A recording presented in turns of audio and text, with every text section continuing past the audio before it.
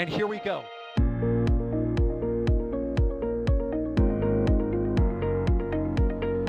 There's the W. Here's ignition. Roger, roll, Atlantic. Doubling up.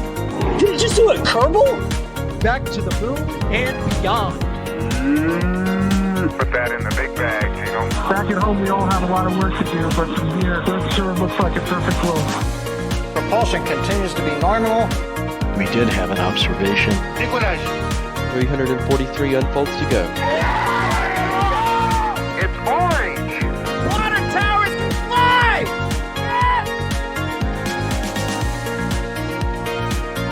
Bingo! Right in the center. Where's Jacqueline? There it is! That was surreal. That's not what we want to see. No! Oh my God. Yikes. You bet. Sure. We don't need any more of these.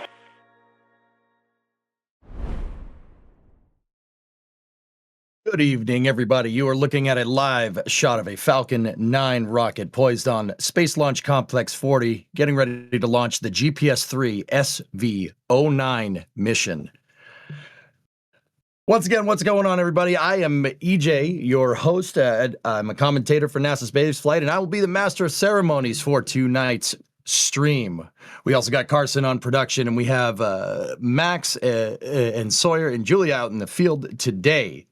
How's everybody doing? Hope everybody's doing well. It is a little bit late. It is a little bit late, but it's good to be here for a Falcon 9 launch, right? Good to be here for Falcon 9. Now, this one is, it's not our garden variety Starlink mission that we have flying tonight. It's a global positioning satellite.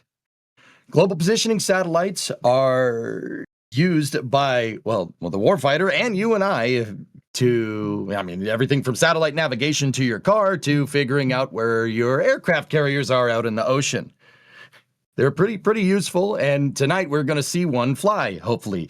The GPS-3 SV09 does have a name. It's named after Ellison Onizuka, which is, he was one of the Challenger 7 astronauts, today being the day of remembrance for NASA, which is pretty good. Pretty classy if you ask me.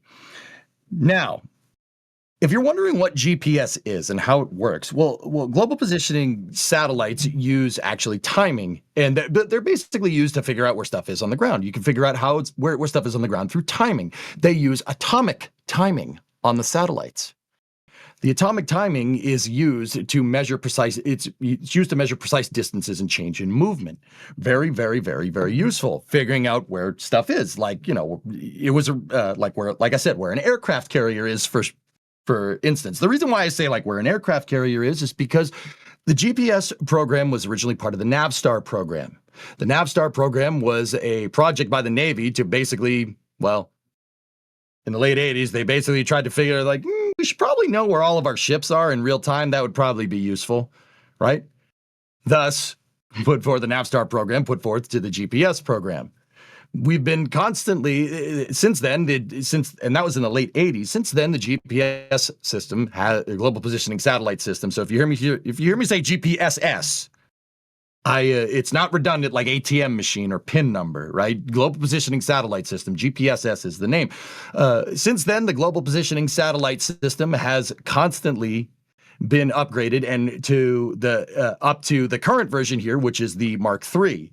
The GPS-3 constellation features a bunch of actually new features that the GPS-2 and the GPS-1 satellites didn't have. One of them actually features a what's called a cross-link command and control architecture that allows GPS constellations to be updated simultaneously from a single ground station. So if you gotta patch it, you gotta send a patch out to the global positioning satellites. You can do that.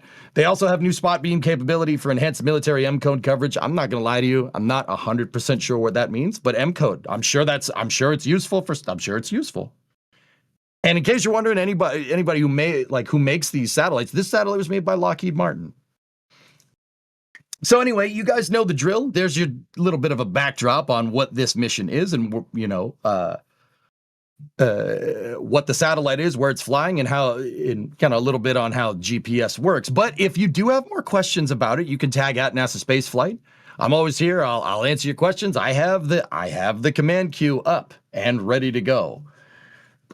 Now, just a little bit, a little bit going through the support queue here. We had a couple people become Pad Rat members there.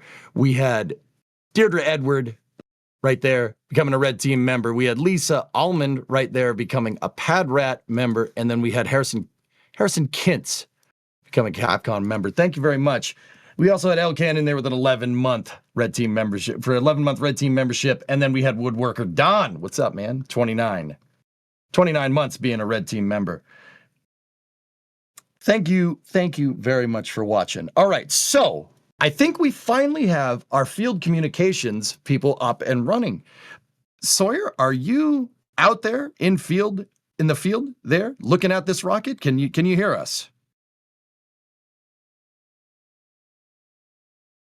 9 in front of me. It is, I know people are going to say, oh, well, there's the winter freeze going on. How can it be chilly in Florida?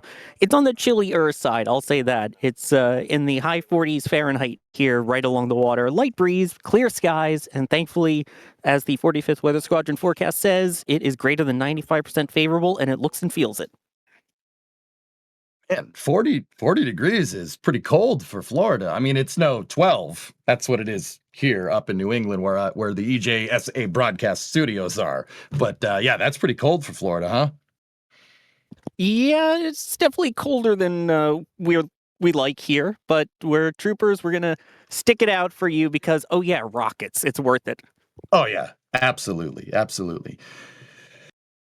Okay. Actually, speaking of that, Sawyer, I do believe this thing is flying up northeast, so it's gonna fly up by me, so it's gonna experience the chilies for a second. You know, it's nice and warm down in Florida, but yeah, pretty good stuff.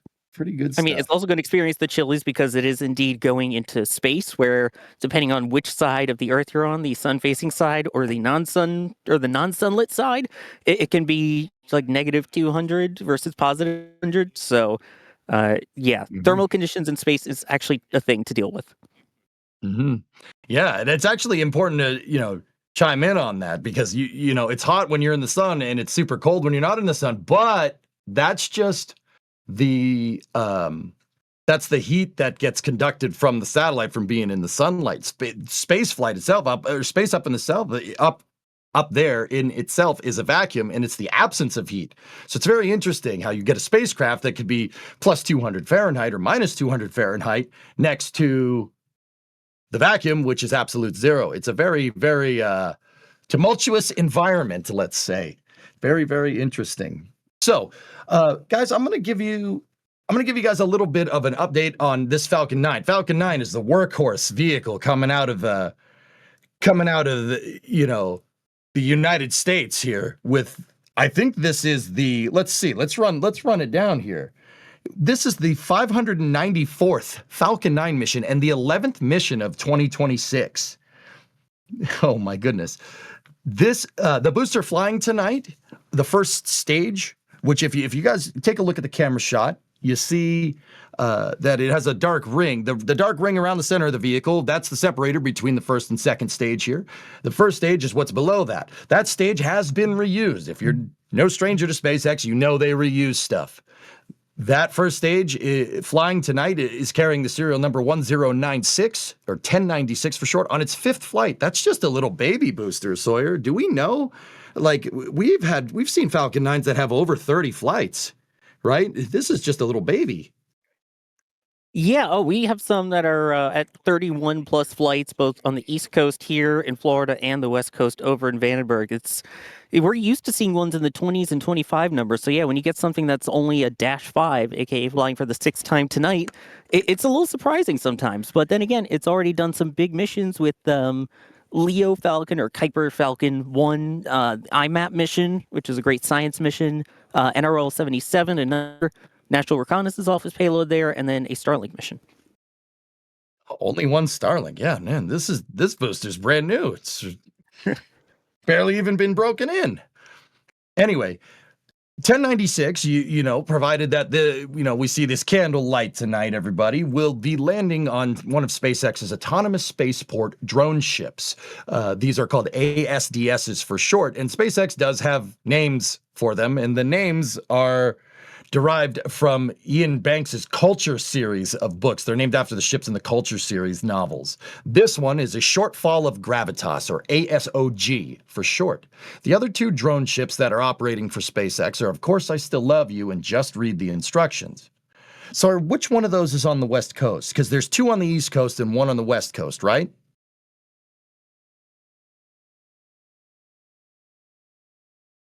Okay. Sawyer doesn't know the answer to that question. No, there's one operating on the West Coast, two operating on the East Coast, guys. We have a shortfall of gravitas. Shortfall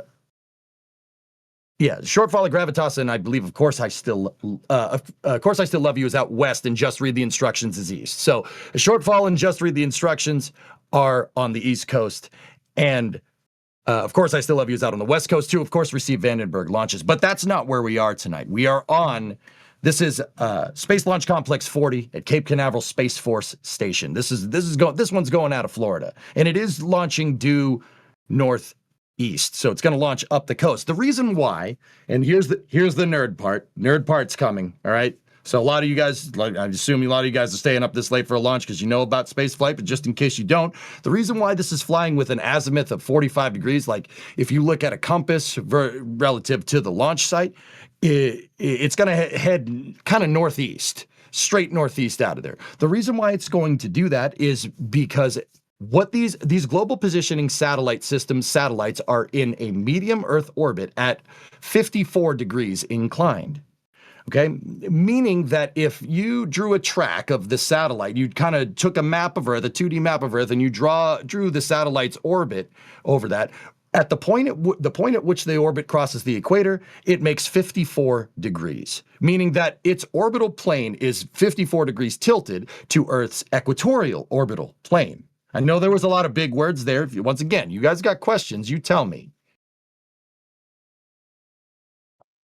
But GPS consists of 6 different orbits, all at 54 degrees inclined with, I think there's 6 different orbits, 6 satellites per orbit. I mean, obviously they're upgrading them. This is they're phasing out Mark II and be going with Mark III. 6 different orbits at 6 different longitude of ascending nodes is what that satellite constellation is. Also, it's important to note that global positioning satellites are not in low Earth orbit, like you'd see with Starlink, but they're not in high Earth orbit either, like where a geostationary satellite would be. Global positioning satellites are a MEO constellation, or medium Earth orbit constellation.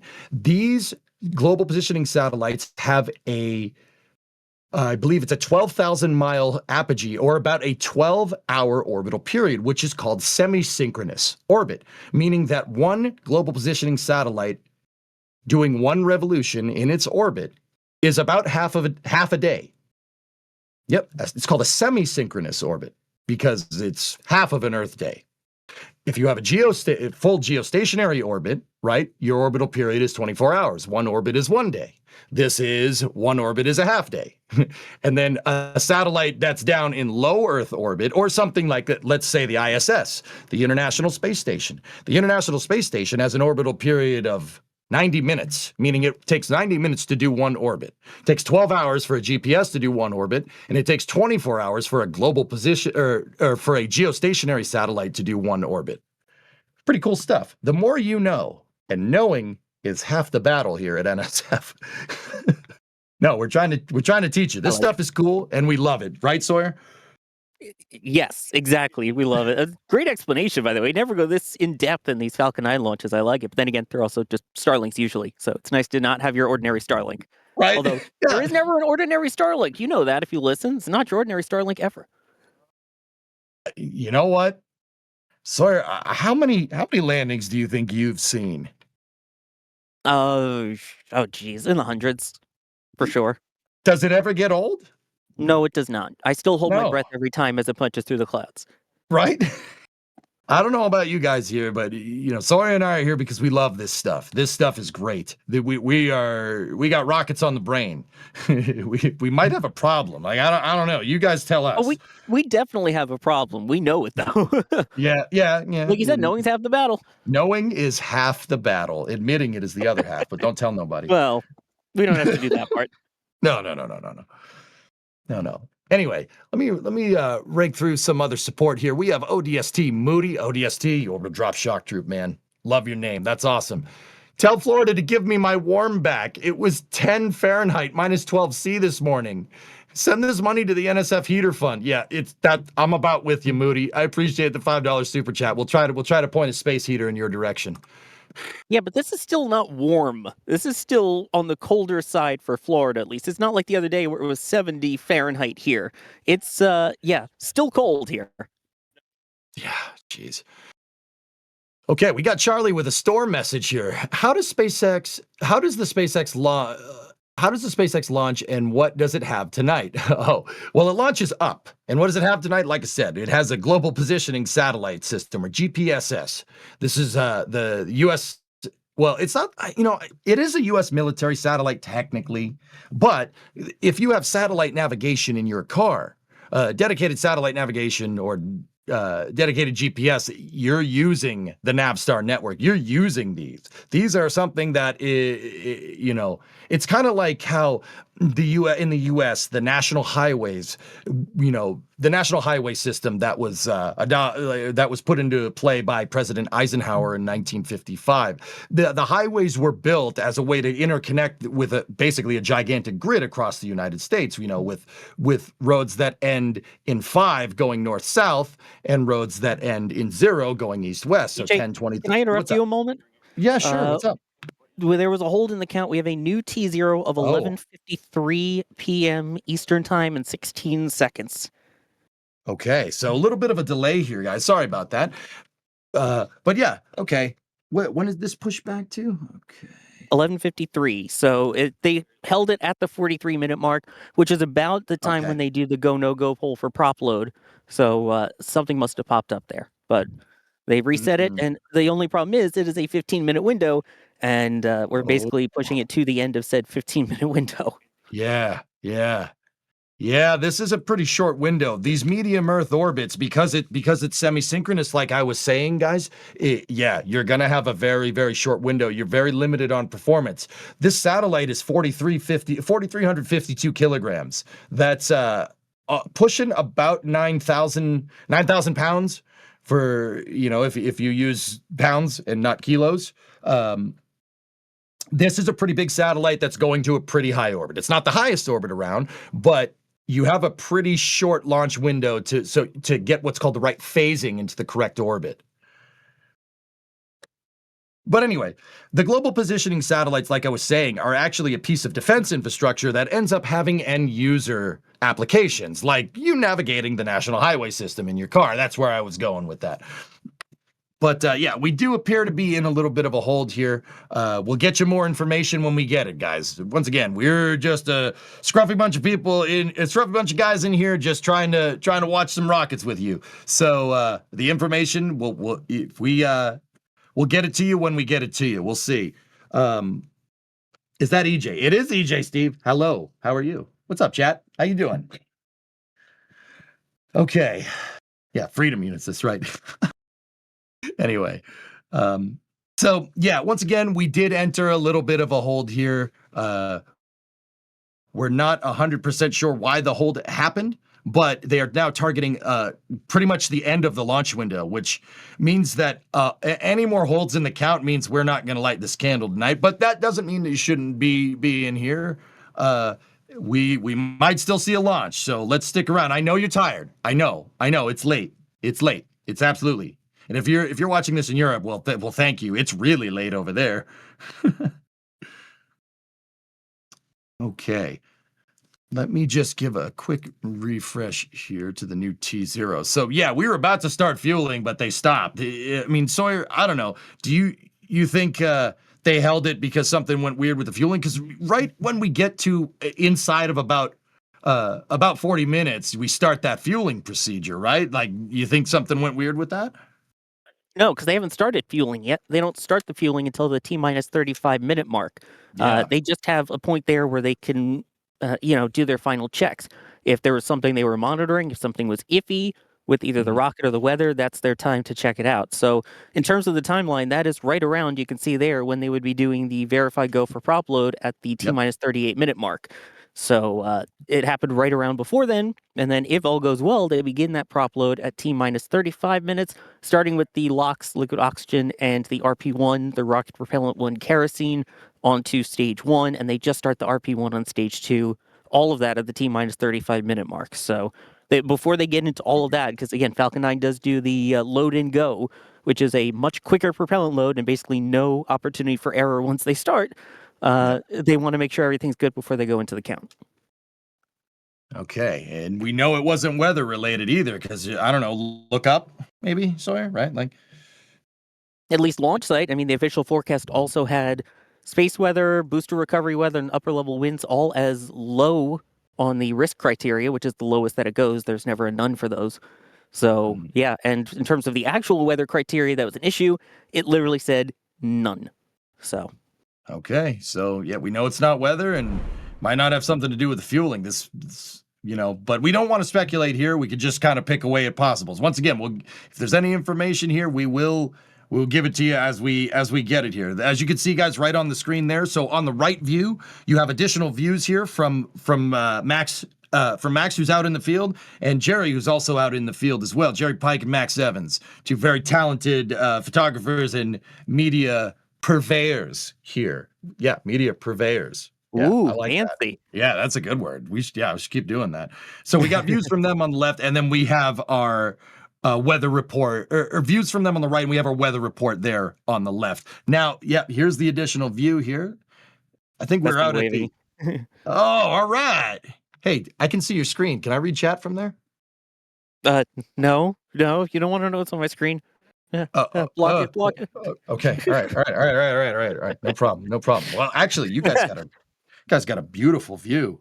Yeah, this is courtesy of the U.S. Space Force and their media team, which we appreciate when they give us this opportunity a lot.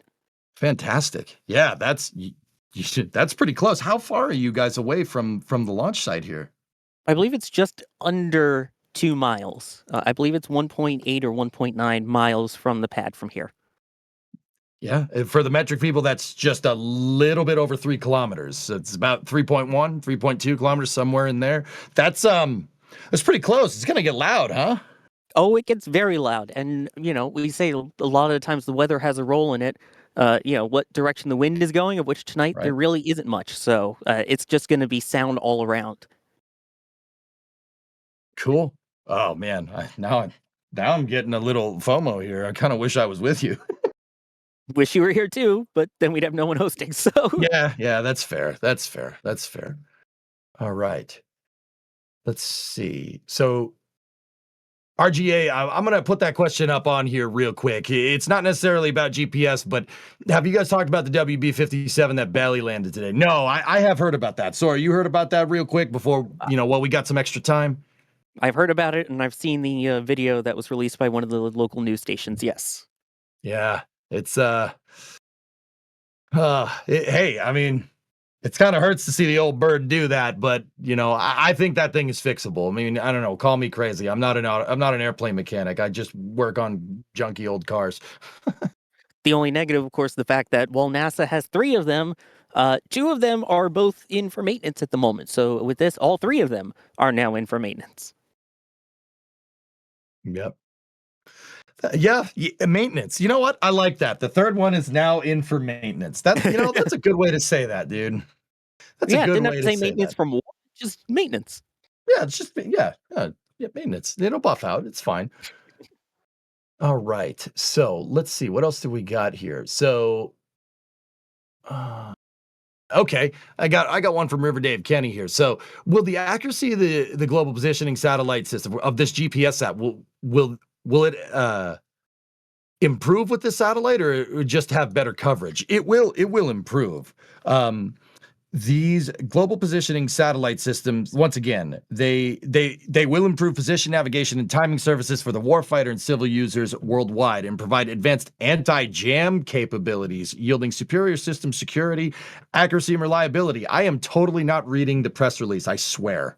But that's what it comes from. It's called M-Code. That's the system that they're doing with these newer generation GPS satellites as a way to try and prevent anti-jamming and other issues that come up a lot with GPS, especially in certain parts of the world. So it's a way to keep it safe, especially since this is something that is also used by military folks. So obviously you want your military fighters out in the battlefield to be able to use GPS and know where they are and where their planes are and their other aerial attacks that they use, and not have them jammed and all mistaken from enemies. So that's part of it. And these are just the last couple ones of the GPS 3 anyway. After the Space Vehicle 9, you also have 10 and 11, of which both now were originally supposed to launch on Falcon 9 and Falcon Heavy, but are now being moved over to Vulcan, because these were originally supposed to launch on Vulcan and move to Falcon 9. But anyway, then there's the F1, which will be the new series that comes after these. So you're telling me this was supposed to go on Vulcan and it went on Falcon instead? There was a couple that moved from Vulcan to Falcon recently, because for GPS 7, for Vehicle 7, that was originally going to be Vulcan, but at that point, it hadn't been fully certified yet for flight, so they moved it over to Falcon 9 as a sort of rapid response test of being able to launch it quickly on a new vehicle. SV8, same thing. They had just certified Vulcan, so they moved it over to Falcon, and now this one as well. They didn't specify exactly why, but I think part of it is the fact that Vulcan does have a little bit of a busy manifest currently, and they wanted to get this one up quickly. So instead, the next one that was going to be on Falcon 9 will go to Vulcan, and the last one, which I believe is supposed to be a Falcon Heavy, will now also go over to Vulcan. It's like playing checkers here. Just king me. You're playing checkers, they're playing chess. Yeah, that's probably that reads. It's the military. All right. They're always playing chess. Yeah, they do play. They play 3D intergalactic chess. 4D intergalactic chess, maybe. Yeah, it's a lot of maybe seven. Yeah, no, that sounds right. Cool. All right, so I'm gonna go through some support here real quick. So we got Lords of Random. Like your name, that's awesome. $2.22 super chat. The exclusion zone is shaped like a coffin. Oh no, that's because of no, that's normal, dude. Guys, every rocket has a temporary flight restriction, and then we have what's called a notice to mariners and a notice to airmen, right, Sawyer? Yep, what are those? exactly. Do we know what those are? Well, I would hope so. They're notices that are put out to people in boats for keep out areas, for the potential for rocket debris in the event something goes wrong, as well as for usually where the booster and the fairings will come down. So in that sort of narrower corridor, that is typically for the booster, and then where it widens out a bit, that is typically for the fairings, which is about 100 kilometers further downrange than the drone ship. Okay, and also yes. notice the airmen, which was formerly air missions, but still no TAM. That is, again, just planes keeping out of certain areas where rockets could be flying into them, or again, if something were to go wrong, the risk of debris. But I never noticed that was like a coffin. That was funny. I'm dead from laughing. Oh no, don't, dude, it's late. Why? Because it's late. That's why. Yeah, okay, all right, I'll give that one to you. All right, anyway, I'm going to keep going through with the support. We got Mr. Fluffy here with a $5 super chat. Best Coast is currently warmer than East Coast. Also willing to bet Max thinks this is warm compared to Indoya. That, you're a third right. I'll agree with you about the Indoya part. Sawyer, what say you? Yeah, I mean, yeah, he still said it was warmer here than Indoya, but its layover in Chicago apparently was colder. So, not much better here in the U.S., just saying. All right. So we got Rex with a store message. Great to hear EJ and Sawyer on tonight. Yeah. I was like, Sawyer, we got to do something. It's a Falcon 9 that's not launching a Starlink, dude. We got to get in on this, right? Absolutely. This is a combustion byproduct after dark. Yeah, baby. Let's go. All right. So we got Rex with another store message that popped up twice. Got it. All right. We got Shazbert Toddbot here with a $5 super chat. Wait a minute. What is Sawyer looking at that he doesn't want us to see on his screen? Don't ask questions you don't want the answer to, man. I mean, if you really want to know, the tabs that are up on my screen right now, besides the back channel, is next spaceflight, SpaceX's website, SpaceX's X, and my email. That's what's up on my tabs, so not missing much. No, there you go. Well, he told you. All right, sweet. Okay, we got Turtle Sanctuary with another $5 super chat. They called in EJ. Must be a major mishap to bring in the big guns. No offense, Max. Max catching strays here. It's also Man. because we didn't know if Max was going to be back in the United States in time. So yeah. Yeah. It was really more that they're like, "Hey, can you do something other than flame trench?" I'm like, "Wait, what?" And now I'm here. Wait, what? You never cover launches on your own Twitch or anything, never. Oh no. Why would I do that? Jeez, what do you think I am? A space nerd? No. Dang nerd. No, at least you're not a space enthusiast. That's Ryan Caton. Oh yeah. Dude, that guy's from NASA Space Flight Now. Yes, exactly. Ryan Catoon. Ryan gets. They As called him NASA that. PAO has actually said his name. They did call him that in a press conference. All right. Okay. We got Xavier Brown with another $5 super chat. Home from work, ready to watch another Falcon 9 launch. Well, yep, we're ready to enjoy it with you, right, Sawyer? Exactly. Okay. And then Goliath with a $5 tip. Thanks, AJ, for being a reliable voice for NSF. Can we just say a rely? Because I wouldn't say I'm fully reliable. Just say a rely. Really? I'm real or a blull. I'm a blull. And then just to keep up with the last support here, Rose Bud with a $10 super chat. Thank you so much. Operator malfunction at tip site. Loving this trio commentary. Hey, thanks. We appreciate it. Thank you for watching with us. We really appreciate it. I'm sure Sawyer appreciates the view in front of him, right? Like, look at this view on the screen. I'm sure he appreciates that view a little bit more, but we appreciate you too, chat. That's good. You guys are good. Yeah, I have no complaints with the view. In fact, you see my view right now of the rocket. Jerry setting up his cameras there as well in the view. But yeah, this is where we're set up. It's in the grass. It's a little cold. Normally home to alligators here, but there's a rocket on the pad. It's set for a beautiful night. We appreciate everyone watching here too, from wherever you're watching from. Which, if I dare ask where everyone's watching from, I think the moderators in chat will kill me. But too late. I was gonna say you kind of sent it already, but yeah, about that. We're not moderators, so it's good. It's fine, right? Everything is good. I don't have chat open at the moment, so yeah, I'm relying on you. You're flying blind? Well, I'm trying to save bandwidth here because again, like I said, we're out in the middle of a field. Yeah, okay. That tracks. That tracks. Okay, once again, guys, Falcon 9 did enter a little bit of a hold here. We entered a hold, and now SpaceX is targeting the end of the launch window. The launch window originally was supposed to open up at 11:38, and that's what they were targeting. It is a shorter launch window.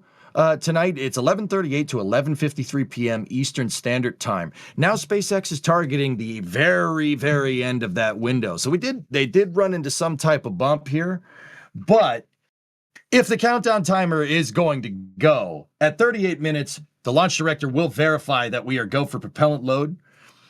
And then at 35 minutes, stage 1, RP1, which is rocket propellant 1, which is a highly refined version of kerosene. That's when stage 1 RP1 begins. And then also at 35 minutes, you have stage 1 liquid oxygen loading. So LOX for short. All right. And also at T-minus 35 minutes, we have stage 2 RP1 loading as well. Now, at T-minus 20, you're going to see what's called the 20-minute vent. Sawyer, what's the 20-minute vent about? So yeah, as you see on there, it's actually called LOX chill down because that's technically what it is, but we call it the best vent here. So basically, they use similar lines there to load up the RP1 and the LOX. The RP1, when it loads, is a lot closer to ambient temperature. It's not actually ambient because SpaceX cools their propellants down, whereas something like Atlas V, the RP1 is just room temperature. But the liquid oxygen is a lot colder. It's not just chilled, it is super chilled. So as a result, they need to thermally prepare the lines so that worst comes to worst, if something were to happen, if you don't condition them, you could have cracks and leaks. So it's getting the lines ready for the cold stuff that's about to run through it.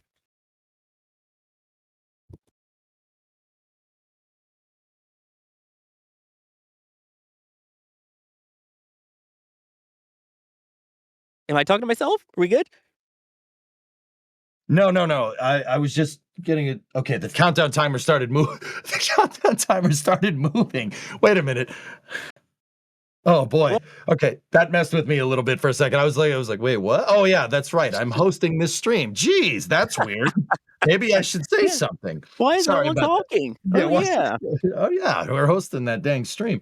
No, and then after that, they'll begin second stage fueling, and then basically the whole thing will culminate with gas closeout at T-2 minutes, and then after that, at T-1 minute, the launch director will put the vehicle into startup. So when the vehicle, the vehicle will go into startup from there, and then you guys know the drill. From the T-0, we all know what's going to happen there. Then we're going to light the candle. But once again, we should have started to see that here momentarily.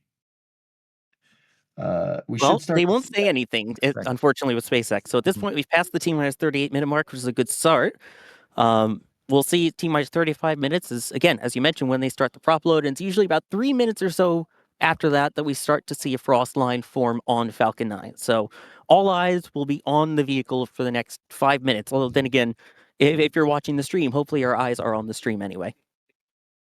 You could put your ear on the stream if you want. I mean, I don't know what that would do. Someone do it and tell us in chat what happens. Yeah. Let us know. We, curious minds. Okay. Let's see. So mighty unlikely. What's up? Just gonna say, I do believe I hear the venting. I think is that I'm hearing over at 40, which is usually an indicator that they are preparing for the prop load. So that's a good sound. So you're right. Like you said, during that LOX chill down on the transporter erector, you also have to cool the lines going to the first stage. So if we're hearing some kind of vent down, that means SpaceX is starting to move what's called commodities around, right? They're starting to move liquid oxygen around, right? That's what that means.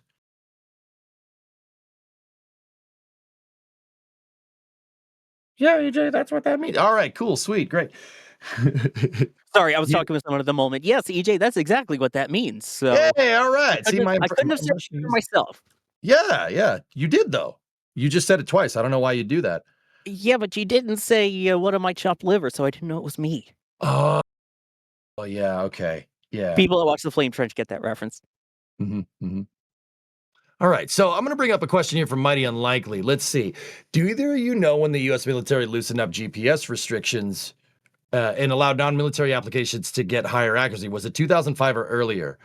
I think it was about that time, Mighty. That's why I put this question up. Yeah, because you know, the difference between like, a satellite navigation for your car and what the military uses is the accuracy of the timing, right? So, the GPS that you get from, the electronics store to mount on your dashboard, that's not as accurate as its military counterparts. So, yeah, it was about that time, Mighty, but yeah, there is a fidelity difference between, like an off-the-shelf GPS and what the military uses. They get the good stuff.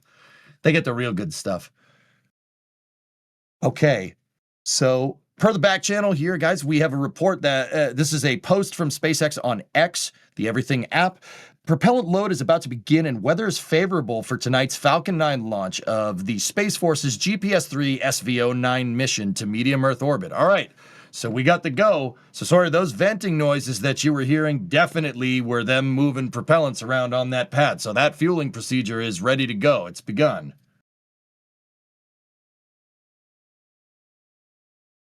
Cool. All right, there we go. We got it right up on the screen, right from the SpaceX's mouth. There you go, and hopefully by about the T-minus 32 to 31 minute mark, we'll actually see that frost line form. But yes, it's good to get the official confirmation of what we were audibly able to hear, and we should get that visual confirmation in a couple minutes. Cool. All right, I am anal retentive about keeping the support queue clean, so I'm just going to plow through it real quick. We got solid rocket candy. Yes, the forbidden cookie dough. Gift and 5 Red Team memberships. Thank you, Solid. We very much appreciate it. We got Hop Hayes, non-rocket related, but EJ, you'll appreciate this. I'll be in Belgium next year and get to do 2 taxi laps at Spa in an Alpine 110S and get to drive 2 more. Oh, yep. Nope. Little jelly of that, Hop. But we are here for rockets right now. We could talk about that later. And then we have Solid Rocket Candy again with a $5 super chat. getting stationed at Eglin next month. Hopefully I can make it to KSC for a launch. Okay, here's the thing, Solid. Florida's pretty flat. I don't think you need to get up all the way to KSC. You could just look out your window on a clear night. Right, Sawyer? You could see those launches from anywhere in Florida. Oh, absolutely. I mean, I live about 2 hours south of the Cape by car, and I see them every time. I have family that's down in Broward County that sees them. I know people in Miami see them, especially for the southeasterly launches, which are most common during the winter. So you're very likely to see it. And for this launch, you have a better view if you're further north. But for most launches, yeah, that should not be a problem to see anything if you're anywhere in that kind of, let's say, 300-mile radius south and 100-mile radius up and over to the west. Yeah, I mean, I know that Eglin's out in the Panhandle, guys. It's closer to like Destin, Florida. It's up past Tallahassee. I mean, you should still be able to see these things once they get up in the air a little ways. But yeah, I'll admit, I never did see a launch when I was living in Tallahassee, but that was also before they launched Starlinks every night. Yeah, okay.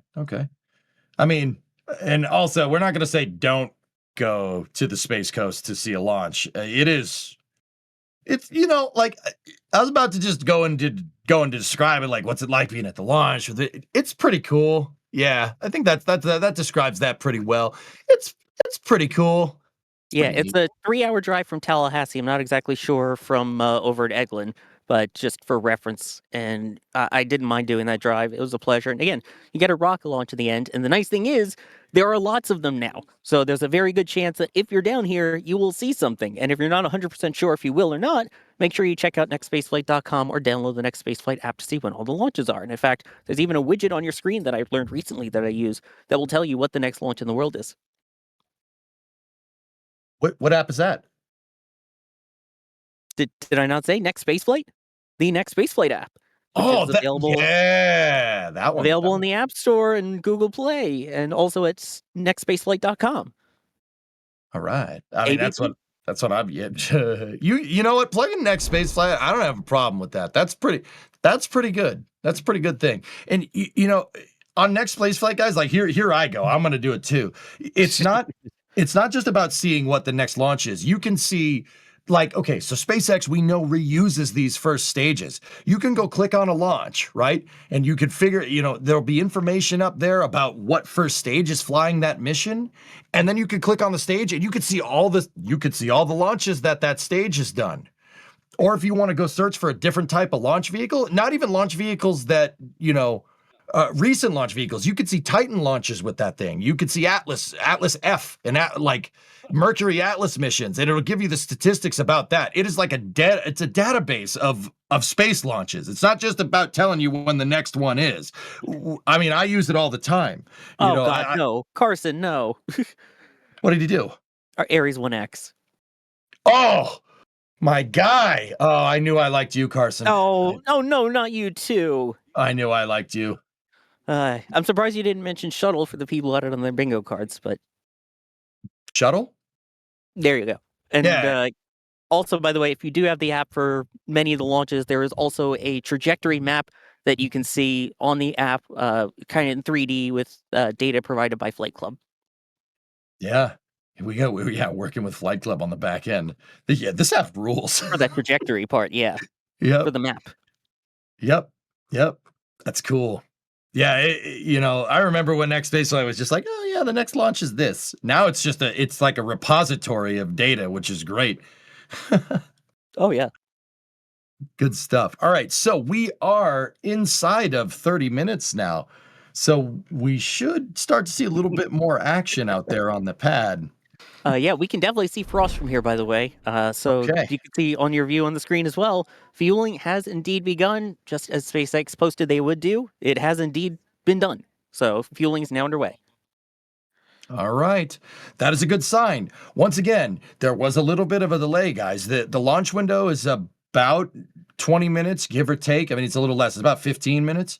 And SpaceX was targeting the beginning of the window, but before fueling operations got through for an 11:38 launch,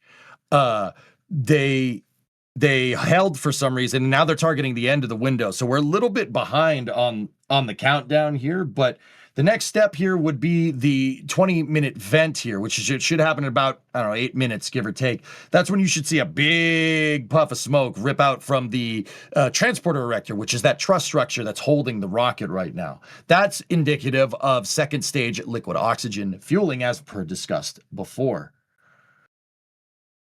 So, all right, I'm going to see if there's any more questions. You guys got questions? Okay. Sorry, you're pretty well versed in this, so I'm going to throw this to you, like, not like I can throw it to someone else, but, let's see. So, Golden Floor 5469 asks, what happens if Vulcan delays cause another 2 GPS rocket swaps? They won't have enough other GPS flights to shuffle around to keep Vulcan with its contracted number of launches. Ooh. That's a little bit of a humdinger of a question, Sawyer.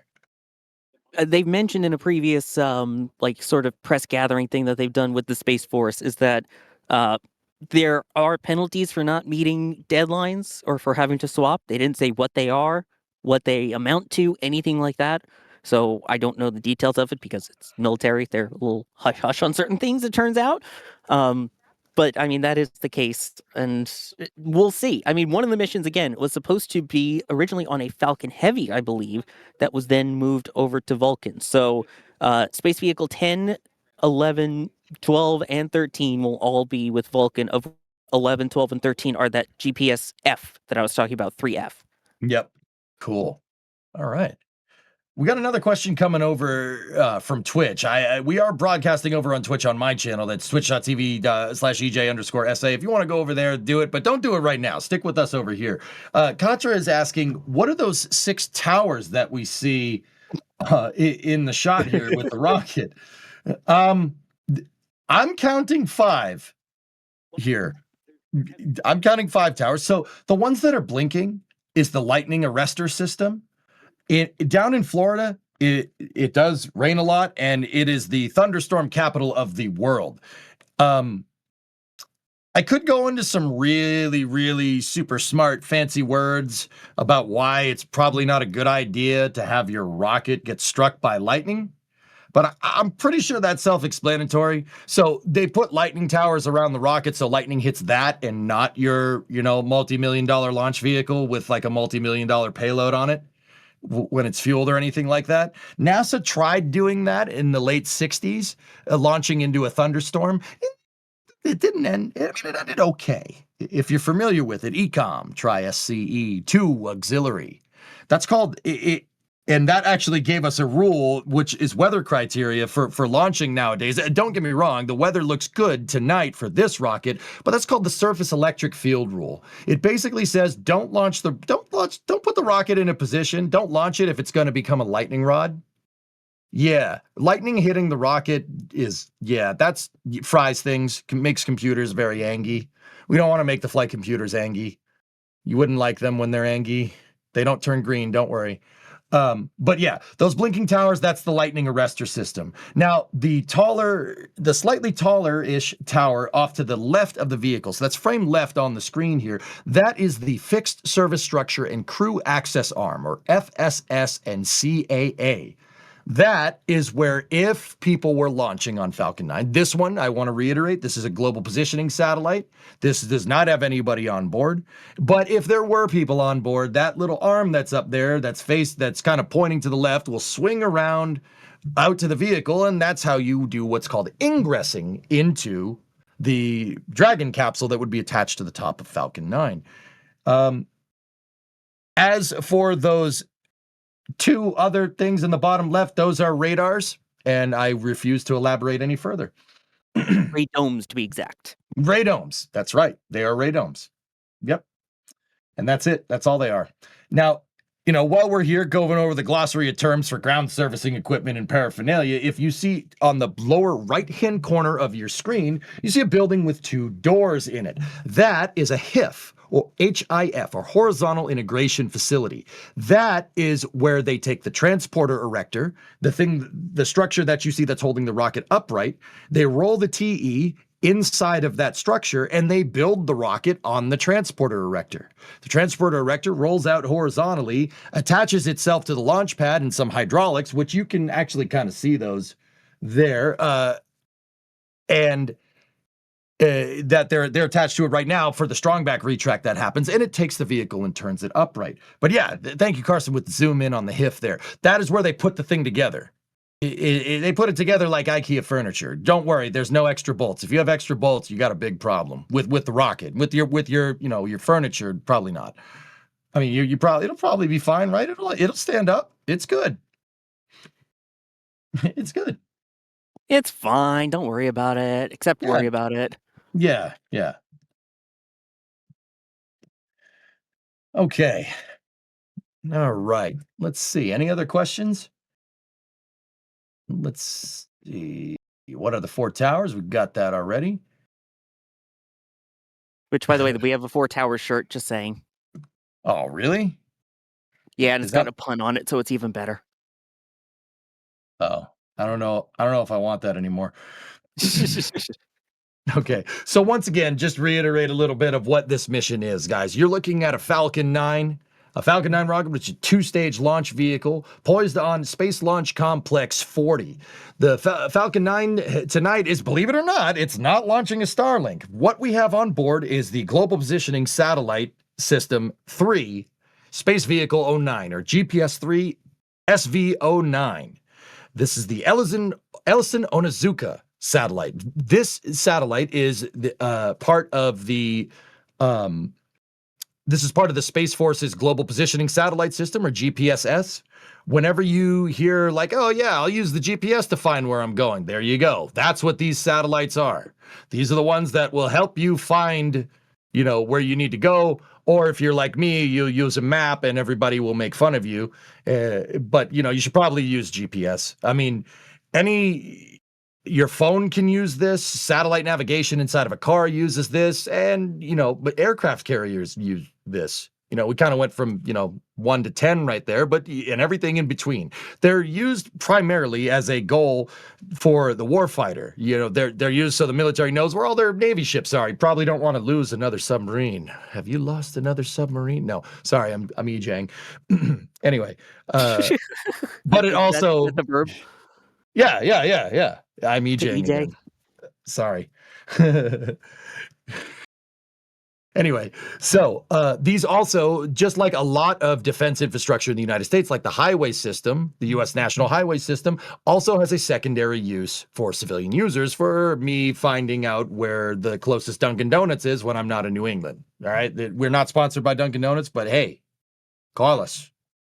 I love Dunkin' guy. Of course you would, Mr. Boston over there. Yeah, hey, I'm sorry. It's the local delicacy, okay? All right. Let's see. Oh, this is a good one. Llama King 1217. The start of the year has been pretty slow for launches. How come? Ooh. Sorry, I'm going to take this one if you don't mind. So, go for it. Guys, you usually see a little bit of a slow time in January and into February. The reason why, if you really want to know, the holidays. Oh, there we go. There's our 20-minute vent. Right on time. As we mentioned, that's when they chill down the line that will eventually feed the liquid oxygen into stage 2 of Falcon 9. This will go on for about 4 minutes or so. And once that vent stops, then we will know that LOX load has begun on stage 2. Meanwhile, stage 1, both continuing to get the liquid oxygen and the RP1 load as we speak. Anyway, going back to the question. Thank you, Sora. Appreciate it. The holidays, Llama, have a lot to do with it. Everything slows down a little bit in the space program during the holidays. I believe that is colloquially known as Berger's Law. If you say you're going to launch in Q4 of a year, it's probably not launch until Q1 the next year. That's because, people are out. People visit their families. They use time away from this crazy obsession that we call space flight. So because of that, you see kind of a reverb effect into January, and it goes a little bit slow. But yeah, it's going to pick up again. It's just going to take, like operating a space program and doing what Falcon 9 does, where it launches like every 2 to 3 days at like high, like when it's highballing, I'll say, is, the reason why I said highballing is because it's like steam engine. You take some time to build up momentum, but when you build up momentum, open that boiler, open that wide open and highball it. It's going to start going real fast. And Sawyer, correct me if I'm wrong, I do believe that SpaceX has more missions targeting this year than they did last year, that's kind of nuts when you think about it. I mean, yeah, their number last year went down originally. I believe it was 165, then it was 160, and then it was 150-ish, I believe. So hopefully I'm aiming for that original target of eventually maybe having, a flight every 2 or 3 days, which is unbelievable. And another thing in regards to that is they need time for pad maintenance. If they keep running these pads nonstop, there's no time to do any maintenance on them. So a lot of times when we see these down periods, even if it's only for a week or two, a lot of times they're using that to work on the pad, check the infrastructure, do your beginning of year tests so that for the rest of the year you can go full throttle. Although they go full throttle on every launch, but I mean, you know what I mean. Well, they throttle the engines, so at one point they're not going full throttle, right? Yeah, but at the pad they're at full. Anyway, moving on. Who's on first? What? Who? No, what's on second? Oh, yeah, that's right. Third base. Anyway. Yeah. We're good at this. We're fine. Let's see. All right. Oh, here's a good one from Dougal, 4144. Is the clock on the satellite running slightly faster or slower than clocks on the ground? There is a difference. Believe it or not, these global positioning satellites are using coordinated time, which is a little bit different. Let me go in here, and I had a thing here. It's not actually, it's called, coordinated universal time is the world's primary time standard, which occasionally adds leap seconds to stay aligned with Earth's rotation. The satellites, they don't have leap seconds, and they're using coordinated time. So there is a little bit of a time difference. The reason why is because when you are in a different distance from the center of a planet or celestial body's gravitational field, you have to take into account what's called time dilation. All right. So long story short, a second is a little bit different depending on the force of gravity. It's a different timing down here on the surface than it is up at semi-synchronous orbit where the global positioning satellites are. It's actually different. And the GPS satellites use an atomic clock because of this on coordinated time. And they do skip leap seconds to take into account that difference, amongst other things. There are other things that they do. I mean, we could talk about that. I could give you an Alex answer about that if you really wanted to know. We give you a really good Alex answer. But yeah, long story short, they do take into account the difference. Because once again, GPS is not about necessarily sending signals back and forth to like triangulate something. It's not like a movie where they're like, oh yeah, we have his triangulated position, we'll figure it out. It's nothing like that. They use timing. And believe it or not, all a GPS does, like if you have satellite navigation in your car, for instance, or on your phone or anything like that nowadays, what it does is sync the time with the satellites. That's all it's doing. It syncs the time, and you can determine position based off of that. It is wild stuff. The people that thought of this are way smarter than me. Way smarter than me. They make the big bucks. I get supported pretty good here on NSF with you guys, and I love hosting launch streams with you, but I don't think we make that kind of big bucks. That would be nice though, Sawyer, huh?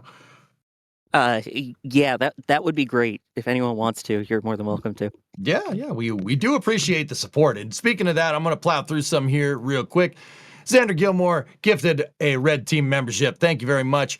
We had Ryan here with a store message. Super fun stream. Love watching. Stay warm out there. Oh, and nobody say the S word. Oh, I haven't said it. Have you said it, Sawyer? No, and neither have Max and Jerry, amazingly. I'm surprised. All right. Okay, we got Xander Gilmore with another $1 super chat there. Appreciate you.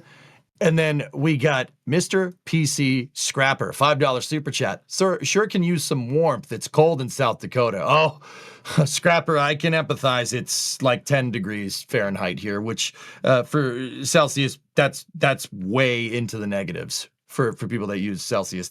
Yeah, it's cold. It's very cold. I have about 2 feet of snow. 2 feet or about 60 centimeters of snow on the ground. So, that I got that going for me, which is nice. And then we And I will got say, Biden. What's up? I checked here, by the way. It is 8 degrees Celsius here for those who wanted the conversion. Oh, that's a heat wave. I mean, it feels a lot colder. It's closer to probably 2 or 1 on the feels like, but yeah, 8 Celsius. That's not bad at all. And then we have Bideford. You come out here then. I mean, I can't. I'll freeze. Trying to get there or something. We have Bideford with 5 red team memberships. Bideford, thank you. We really appreciate you. You're awesome. Okay. What is our time here? We got 13. We're just above 13 minutes here. Okay, we still got a little bit of time left. Once again, you are looking at the GPS III SV09 satellite aboard a SpaceX Falcon 9 rocket, targeting a launch time of 11:53 p.m. Eastern Standard Time. Well, like I said, just inside of 13 minutes from now.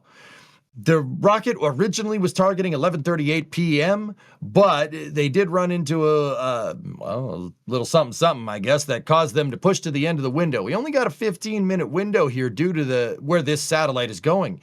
The global positioning satellites are in what's called a semi-synchronous orbit. So it's an orbit that has a 12-hour orbital period, meaning it takes 12 hours to do one revolution, as opposed to like a geostationary satellite, which is 24 hours, right?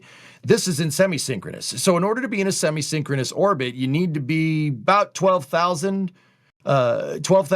miles, statute miles straight up, as opposed to GPS, which is, or geostationary, which is 23,000. It's about halfway. Makes sense, right? And semi-synchronous, halfway. So because of that, you have kind of a shortened launch window. Now, once again, for the nerds, I'll run through it one more time here. This global positioning satellite is launching out of Space Launch Complex 40. There's some nerd speak for the nerds here, just in case. This is a 45-degree flight azimuth, targeting a 54-degree inclined orbit into semi-synchronous. So for the nerds, they already know. They know just by hearing that. Okay, this is a lot of performance. So because there are a lot of performance is required out of this, that first stage isn't going to come back down and land near Sawyer. I mean, that would be kind of cool. Not on Sawyer or Max or Jerry out there. We don't want none of that. It's not going to do what's called a return to launch site.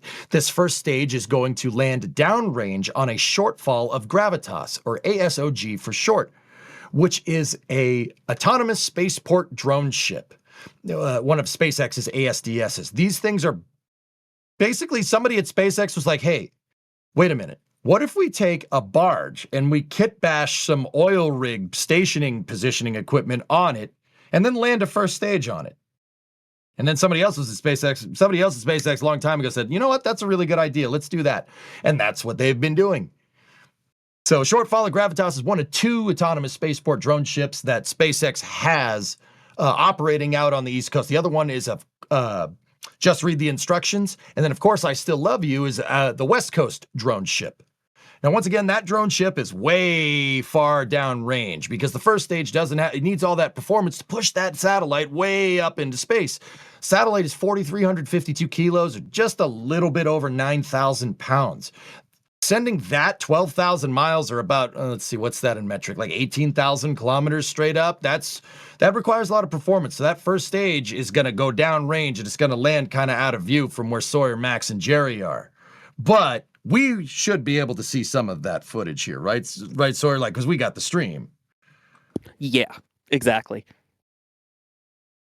Cool. So you guys... Sorry, I know you wanted me to probably say more, but yeah. No, it's all good, man. All good. I'm just making sure you're still alive. That's all. Oh, still alive. Doing a little multitasking while we chat. Just checking some cameras. Hey. Max and Jerry getting their stuff set up too. And of course, keeping an eye out on things here as we go under the 10-minute mark. Yeah, absolutely, guys. You got to remember, Sawyer isn't just here because of his good looks, although he could be. All right? Such good looks, I'm not even on camera. Hey, we're imagining you, okay? All right. Anyway, so he's actually working on a lot of background stuff, getting the remote camera set, like making sure all the remote cameras are set, making sure all the cameras are set. Same with Max and Jerry doing all the back end. And we got Carson doing the production, who is pinging me right now. What do we got here? I don't know about you, but I can see SLS from here, by the way. I don't know if I mentioned that. Oh, really? It's lit up. It is bright. It is orange, although it is fully assembled, unlike the shirt that you can get at shop.nasaspaceflight.com, which is the SLS assembly design. Oh, I do baby. love this. I do love this one. It's like an IKEA print, except for SLS. Even the little astronaut dude in the spacesuit. The moment I saw that, I just laughed out loud. It's amazing. So basically, how you assemble the rocket, how you get rocket with people to moon. It's great. It's the first of 3 designs that are coming out. So if you haven't checked out the Artemis 2 page, make sure you bookmark it because we have the rollout shirt. Of course, we have one when we get to that West dress rehearsal, which is coming up the next couple days, apparently. So stay around for what that design is going to be. I saw it yesterday. Oh, it's another winner. And then the launch one is very special. I may or may not have one at my house that just arrived. I'll have to send a picture to Lindsay. It looks good, though. That's great. And Sawyer, we're not showing you these SLS shirts, and we're not saying that you could see SLS just because it's really cool and Orange Rocket is good, right? We're getting teed up here, or NASA's getting teed up here. We're getting teed up to cover it. NASA's getting teed up here for the wet dress rehearsal for SLS, and we're doing a stream about that, aren't we?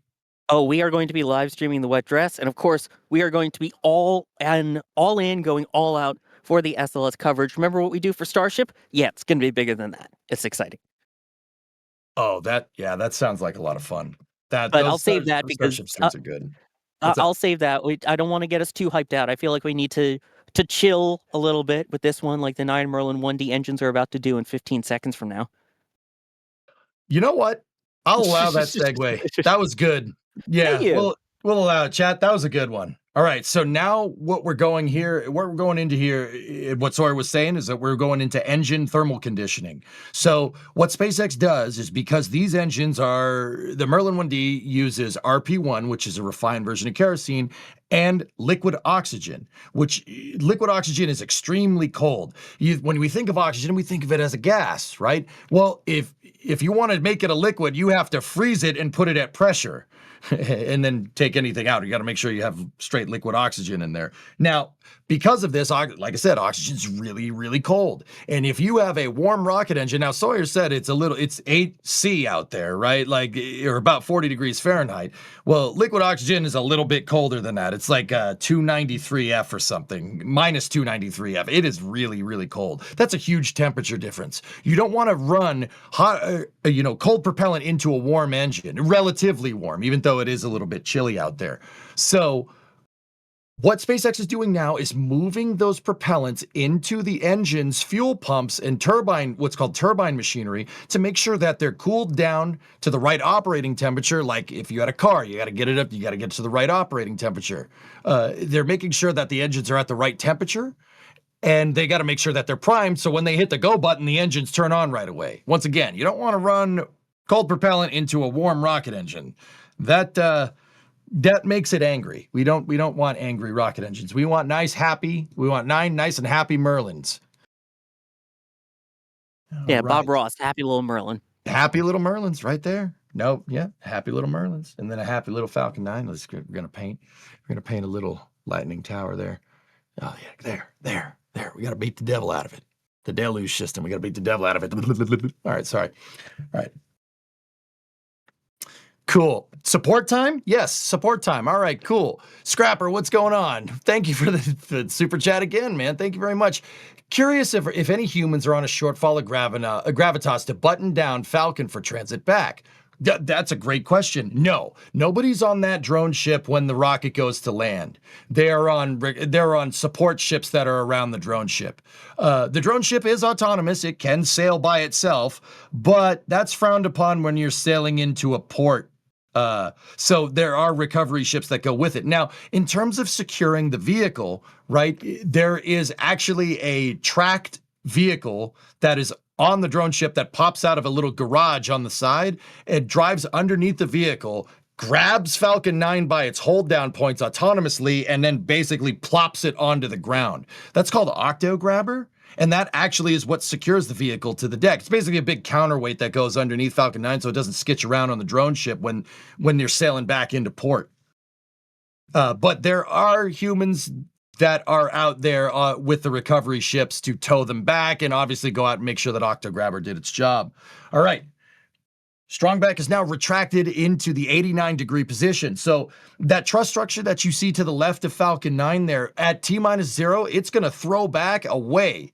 The reason why is because you don't want it to light on fire. And let's be real, right at this camera shot right here is going to get pretty hot pretty fast.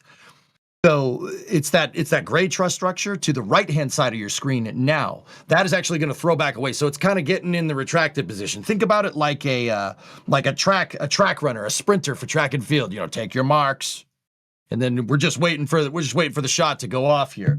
Right now, we're 3 minutes and 30 seconds out. Sawyer, how you feeling? I'm feeling great.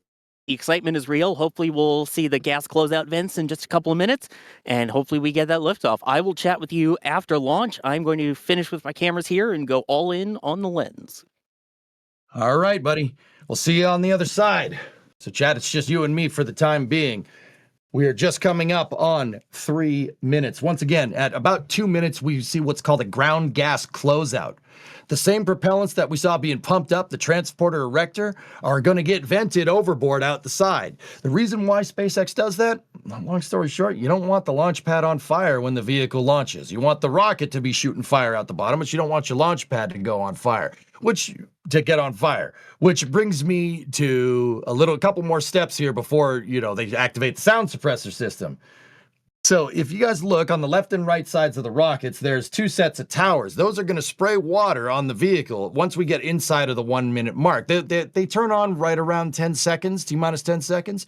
At 1 minute, we'll get the go for auto sequence start. That's Falcon 9 startup. Auto sequencer start is the shuttle. Sorry about that. But, I like to keep up traditions. That's vehicle startup. That's basically when the computers on board the vehicle are controlling everything, and it's kind of, everybody in mission control kind of sits back and just gets ready to go. And then, once again, after that, you should get an LD confirming go for launch at T-minus 30, and then the sound suppression water system will turn on at T-minus 10. And then, once we get inside of 10 seconds, we get to the 0, you're going to see a nice big green flash come out the side of the flame deflector, and we are good to go for a launch. Okay, so once again, there's your ground gas closeout here. Once again, that's venting liquid oxygen out of the transporter erector lines to make sure that the pad doesn't catch on fire.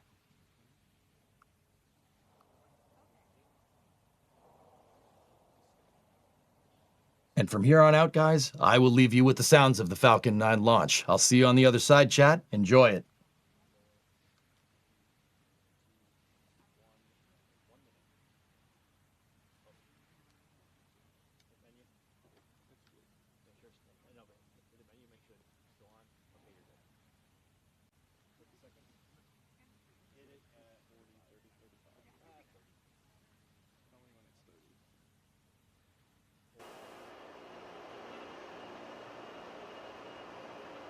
Mission directors, go for launch. And there you heard it. The LD is go for tonight's mission. So let's sit back and watch as...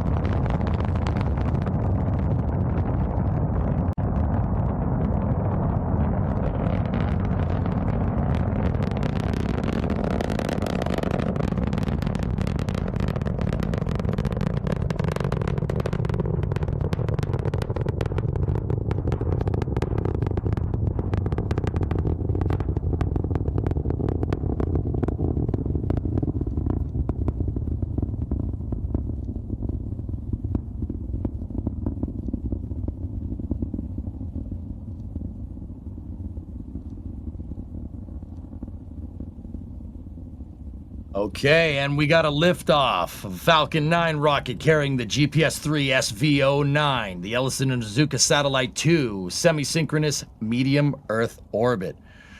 You were hearing the sounds of our cameras that we have all around there. How'd you like it, guys? It's pretty loud, right? Pretty good. Now, let's see. We're plus 1 minute into the flight. We should have gotten a good call for power and telemetry. The next kind of thing that's going to come up here is the vehicle's going to go supersonic, which means it's going to break the sound barrier. And then after that, we should run into maximum dynamic pressure.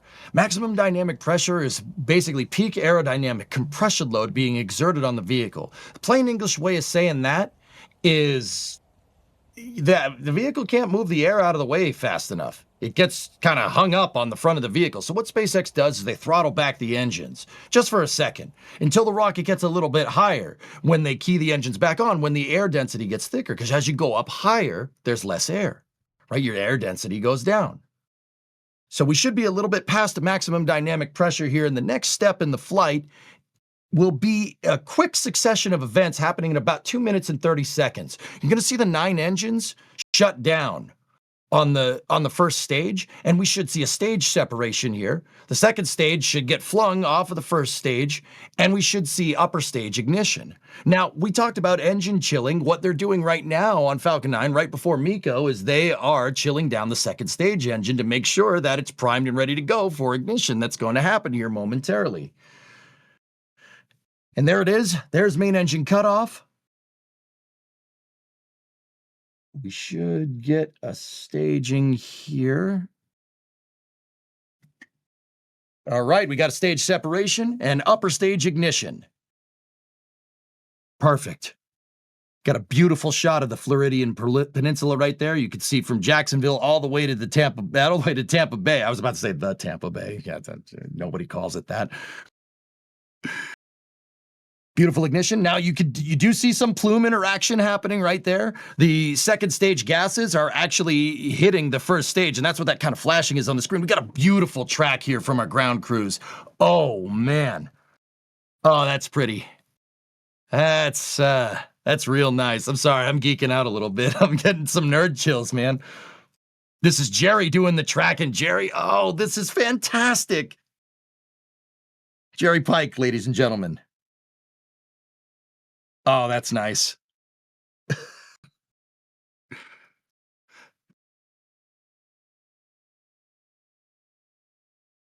Okay, the next thing is fairing separation, which I do believe we just saw there. There's the fairing separation. That is the aerodynamic shell that is actually covering the GPS, the Global Positioning Satellite System. It's covering it, but now the second stage has gotten high enough to where there's really no air left up there. It's pretty much up into space at this point. So they jettison that fairing. Cool thing about the fairing, SpaceX will fish those out.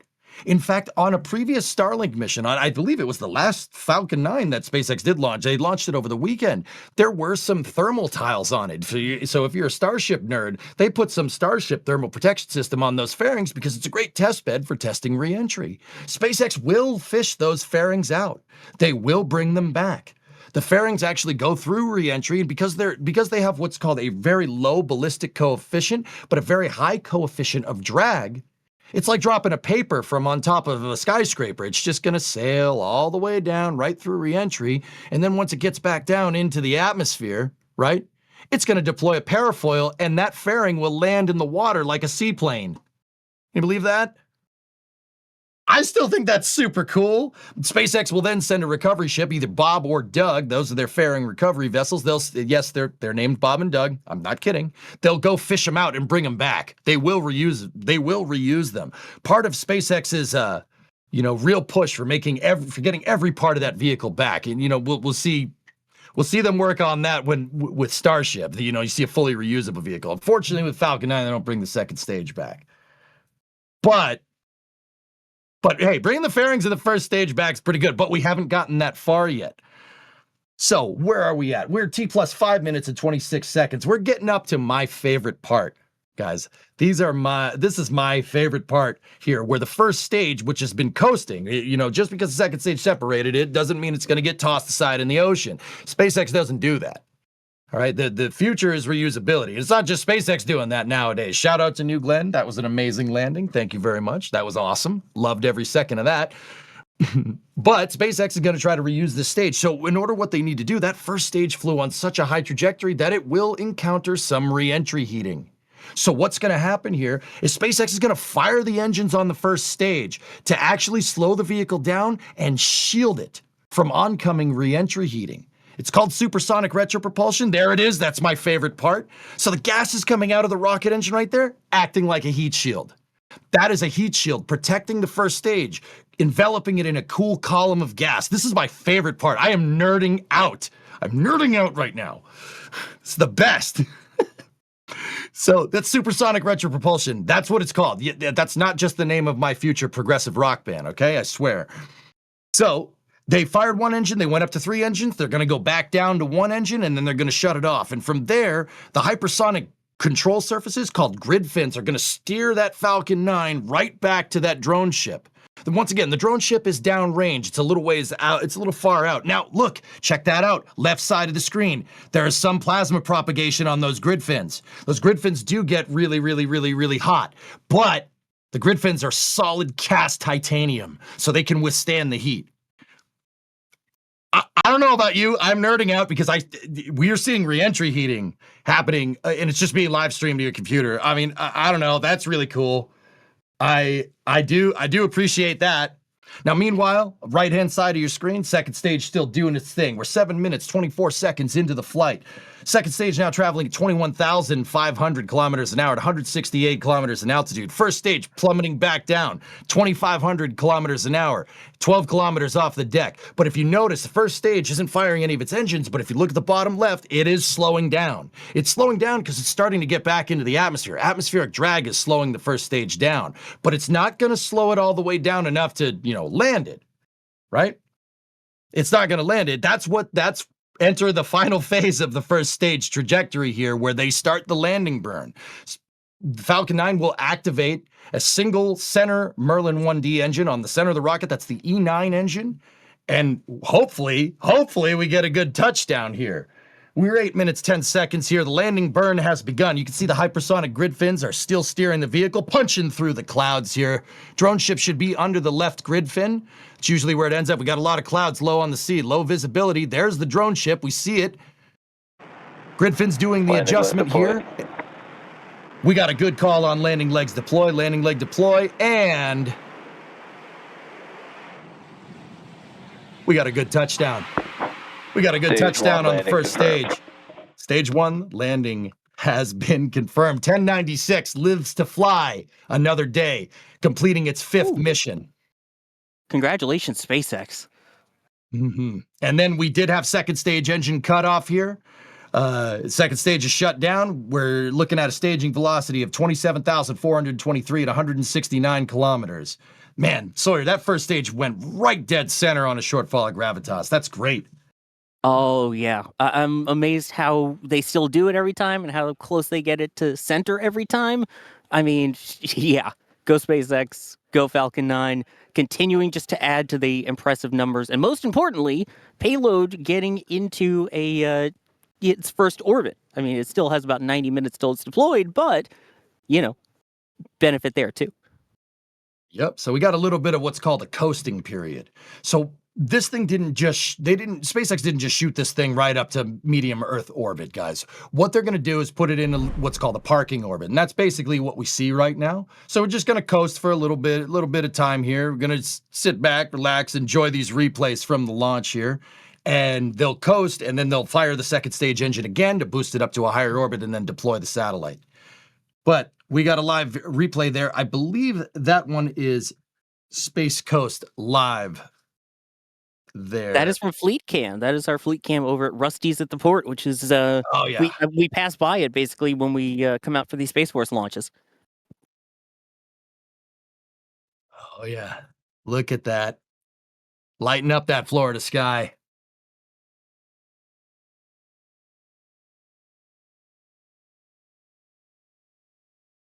That's beautiful. So once again, the satellite is in a little bit of a coasting period here. So we're gonna pipe back and watch some of these replays. Yes, I will say the whole debate: East Coast, West Coast, Best Coast, Satellite Coast, Best Coast. How about that?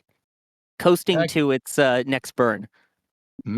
That's a good one. What if you watch the Satellite Coast from Satellite Beach? Technically, that's on the East Coast. Okay, now we're getting technical, but you make a good point. Yeah.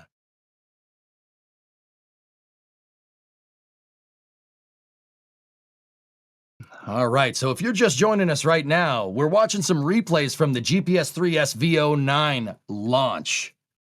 This one is from the Fleet 2 camera here. Oh man, look at that thing go. I'm telling you, chat, if you guys have never seen one of these go in real life, do yourself a favor. Get down there and see one. It doesn't matter if it's just a Starlink launch or a GPS launch like we see tonight, or even if you really high class, you want to go see the Artemis 2 launch. There's nothing like this. It is the coolest thing. I would say it's out of this world, but I'm not Sawyer, so. Hey, what's that supposed to mean? Nothing. I love your puns. Thank you. That's what I thought you meant. I'm working on trying to get a photo for us here, by the way.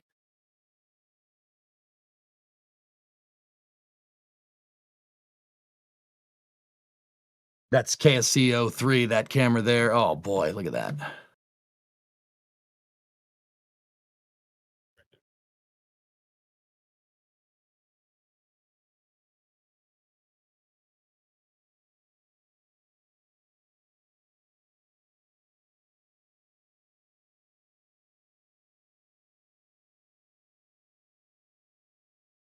You know, I know what you guys are gonna say. Like, wait, do you stop talking? Guys, sometimes, when you're watching rocket launches, like, I know I'm a commentator. I know it's my job to talk. Sometimes I think it's right to just let the picture do the talking. Is that bad? I don't know. You guys tell me. I mean, it has its moments, that's for sure. When you're watching it, it's tough because obviously I'm right next to the microphone that everyone hears, so I don't want to be shouting. But at the same time, I'm also like, "Go Falcon, go!" under my breath because it's still exciting. Oh yeah. Again, I've seen almost 100 launches here at the Cape and more when you count ones from home, and it's still exciting every time, without a doubt. Yeah, yeah, no doubt. That we just saw Gage's track there, and that's RO2 right there. These are the remotes. Gage was doing a remote track. He's actually not there. He was doing that track remotely, which is just fantastic. Look at that thing light up the sky. It's beautiful.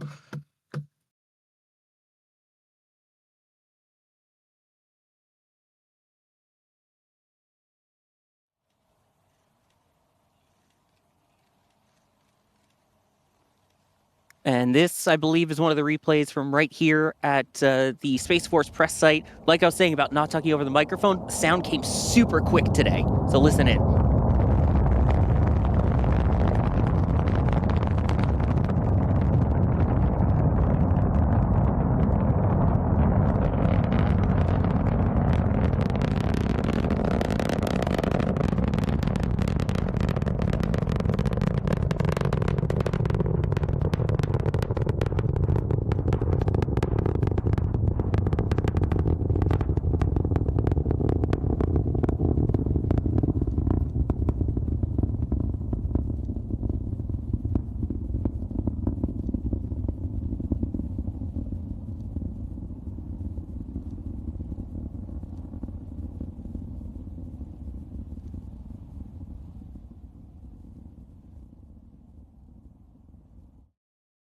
That doesn't get old. And again, from here, it was just beautiful. The sound came super quick because of how close we are. And just with the clear skies, it made for a beautiful sounding launch, too.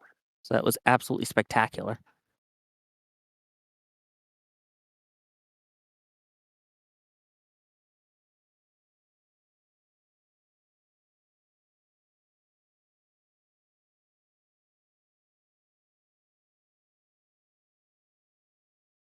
Absolutely gorgeous. Cool. Okay, so Sawyer, this might be your time to leave us, right? I think the Space Force is like, hey, you leave. Yeah, kind of holding things up here. So let me, I'll leave you with a picture as I go with one quick one. Obviously, more will be coming, so keep an eye on the NSF socials and my socials as well. Be posting it there, of course, and there'll be more posted for our members. So if you're not a member, you might want to consider joining. But yeah, thank you so much for having me. EJ, always great to do a stream with you, and we'll talk again soon. Thank you, chat. All right. Thank you, Sawyer. And thank you, Max and Jerry, and all the field views that we have Gage doing the remote track. Guys, I'm going to stick with you here. We're going all the way to, we could go all the way to deployment. I don't know. I mean, we could do it. You guys tell us, we want to go all the way to deployment? I can talk your ear off for another 90 minutes if you really want to. It's up to you guys. Let's see.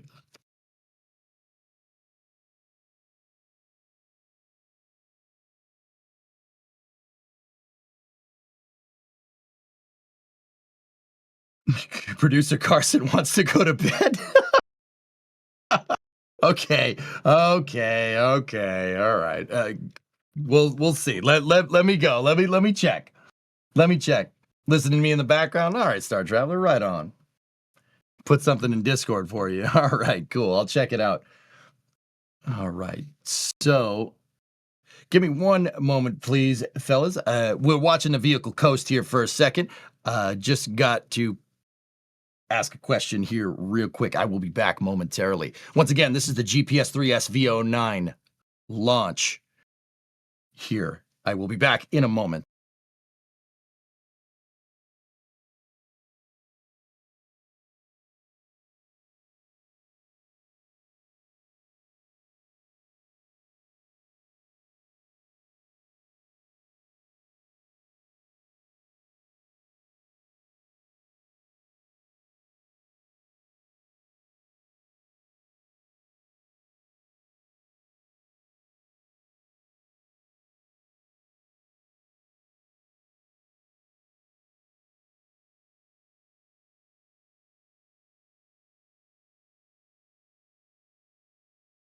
Okay, I am back here. Once again, this is the GPS III SV09 launch coverage. Right now, you're watching the second stage coast over the North Atlantic here with the second stage for Falcon 9 with the global positioning satellite still attached to it. So look at that. We got a photo from Sawyer popping up on the stream here. That's why Sawyer wasn't talking during the launch, because he was taking this fantastic photo right there. Oh, baby, look at that thing. I like the, the rule of thirds framing here, Sawyer. Very, very good. Very good. Beautiful. Absolutely beautiful. So, guys, we got confirmation. You guys wanted it. We're gonna give it to. I just had to make sure Carson was down for it. He's down for it. Guess what? We're going to deploy, baby. We're going all the way to deploy. So deploy is a little ways away, but we're going all the way to it. So stick around here. Let's watch this sucker coast around in space for a little bit. That's pretty neat. And also enjoy these awesome photos. Like, guys, the other thing is, I'm not one big for merch plugin, but we have all these photos up on the website, shop.nasaspaceflight.com. You see that photo, you say, hey, I got to have that one on my wall. Go find it. It's there. That helps support our photographers that are out there in the quote unquote freezing Florida cold at 40 degrees Fahrenheit. Freezing cold in quotation marks there. But if you do like the picture, head on over there. We have all different types of pictures of launches. You want to have a man cave in your basement with some rocket launch pictures? I mean, sporting teams are good. I'm just saying. Sporting teams are good. Rocket launches are better. Okay? I like sports. I like rocket launches. No York or Leeds. Well, maybe Leeds. We could put Leeds on there, I think. I think that'd be fine. Chris, what say you?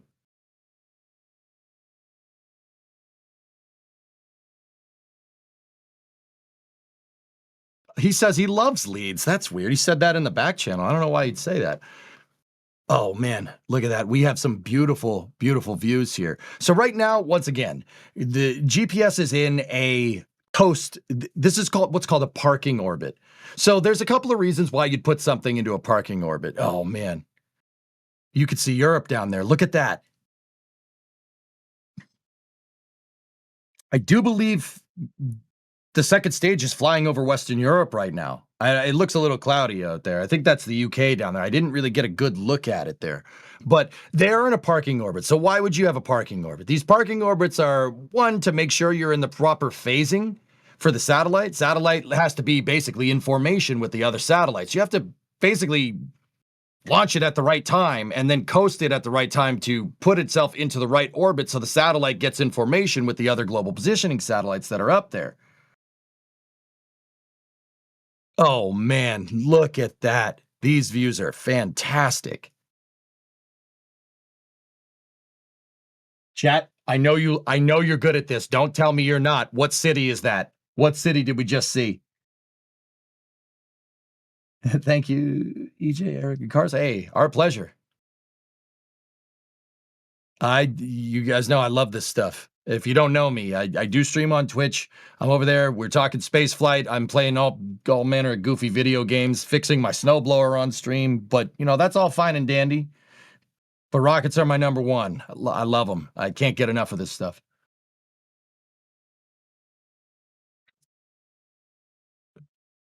The photos are fabulous. Us chicks love them too for the she sheds. That's what I like to hear, Linda. Let's go. Space for everybody. Let's do this. Heck yeah. It's the country of Europe. Oh, wow. You must be a pro. Does EJ prefer stubby? No. I am a purveyor of long nozzles. Thank you very much. Hey, Pat, what's going on?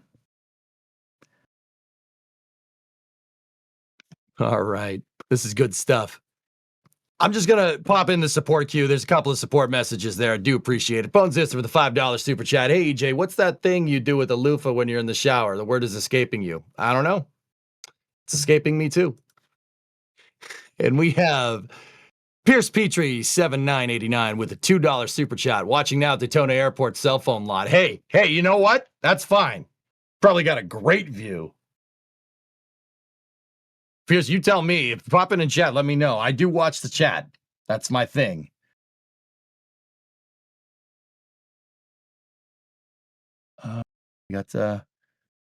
Got a little bit of solid oxygen floating around the second stage there. So guys, what that is it's called SOx. No, it's not the thing that's on your feet. So if you look just at when they show the second stage there, you'll see a couple of vent lines that are pointed up at the top of the screen that are right before the rocket nozzle. Those are the venting lines that get purged when the engine shuts off.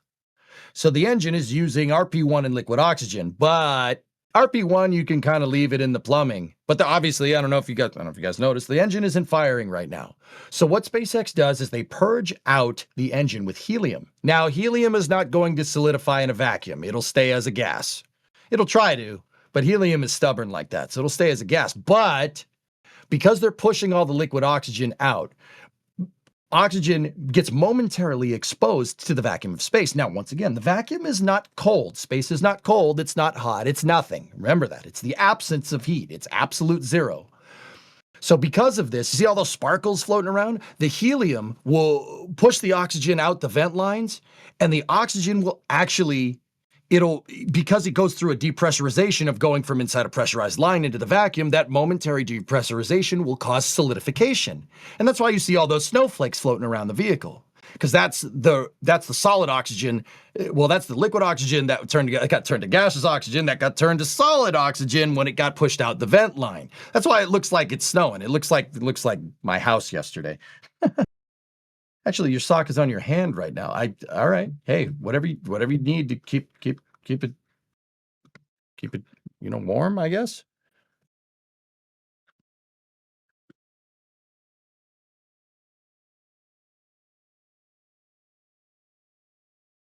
All right. So once again, we're looking at a map view here. This is where SpaceX doesn't have a signal through ground tracking stations. It looks like stage 2 is straddling the border between, it actually looks like it's over Hungary right now. And then it's going to move out, kind of skirting the border between Romania and Ukraine here, out into the Caspian Sea. And it's going to come up on the Terminator line here. But SpaceX doesn't have ground track right now, which is why we're seeing the map view. You can always tell, okay, a little bit for the nerds that watch this stuff. If you're not well versed in watching a SpaceX stream, okay, if you look at the bottom of the page, the timer is going up. See that you have the timer, you have the speed, and you have the altitude over there, okay? If you look at those numbers and they really aren't changing, that means either A, this thing is in a perfectly circular orbit, which we know it's not because it's in a transfer or parking orbit where they're basically just going to shake down the vehicle, make sure everything's good, and get into the right phasing. Or they don't have a signal. Now, if you keep an eye on those numbers, they will eventually update when SpaceX gets a new acquisition of signal through a ground tracking station. You'll see the numbers update. They'll kind of roll over like an old cash register, like ching. You know, I wish it had made that noise. That would be really cool. But that means they have another acquisition of signal through another ground station. Now you can see stage 2 is about to cross what's called the Terminator line. Terminator is not the movie. The Terminator line is where basically where day and night starts. It's just morning out there, out on the Caspian Sea.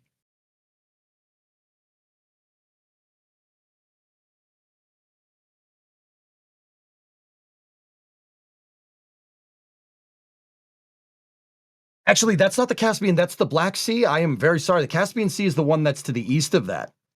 Excuse me. And then, yeah, I'm remembering. So it's the Black Sea, Caspian, and, well, there was the Aral over there, but we don't talk about that. Now, stage 2 is basically over northern Turkey right now. Why can't it talk to the other Starlinks? Actually, Rover, that's a really good question. I knew someone was going to ask it. That's why I say this. Why doesn't it talk to Starlinks? Well, we have seen Falcon 9, Falcon 9 and Falcon 9 accessories. We have seen them using Starlink. The Polaris Dawn mission that flew with Jared Isaacman as the commander. They had what's called a Starlink placer in the trunk of a Dragon, and they were using Starlink to communicate. But the second stage still has its regular ground tracking antennas. Now, I know what people are going to say. Why isn't it using Starlink? Well, first and foremost, changing the antenna on a spacecraft is very complicated. It's a lot more complicated than you might think. Not necessarily because from a hardware standpoint, that's hard to do. No. You have to go through the FCC. There's mountains of paperwork. And don't get me wrong, could SpaceX get it done? Yeah, probably. But why? What's the point? The ground tracking stations are perfectly fine for what they do. They're not all SpaceX ground tracking station, guys. Believe it or not, the ground tracking stations are operated, they're operated by private companies, and they rent out time on the ground tracking stations. There's no dedicated SpaceX tracking stations around. I mean, there are from time to time, but most of these are rented time on a ground station. And, if it ain't broke, don't fix it. Falcon 9 is the workhorse. It's not about upgrading the vehicle anymore. That's what Starship is for. So go with what you know and keep it working as long as it's working. You don't change anything, because then if you're not changing and upgrading the vehicle all the time, well, one, you don't have to fill out the mountains of paperwork, right? But also at the same time, you can also simplify your second stage and launch as much of it as possible. I mean, it wouldn't cost you that much more, right, to have a Starlink antenna on the second stage, but why do you need that? The ground tracking stations are perfectly sufficient for this mission. There's no need to add complexity to the vehicle. More connectivity is not going to make the mission more or less reliable. Ground tracking stations, if anything, they work. SpaceX knows they work. So stick with what you know. That's a great question. Taurus Littoral landing site for Apollo 17 was named after the Taurus Mountains in southern Turkey. Oh, that's cool, Kevin. I didn't know that.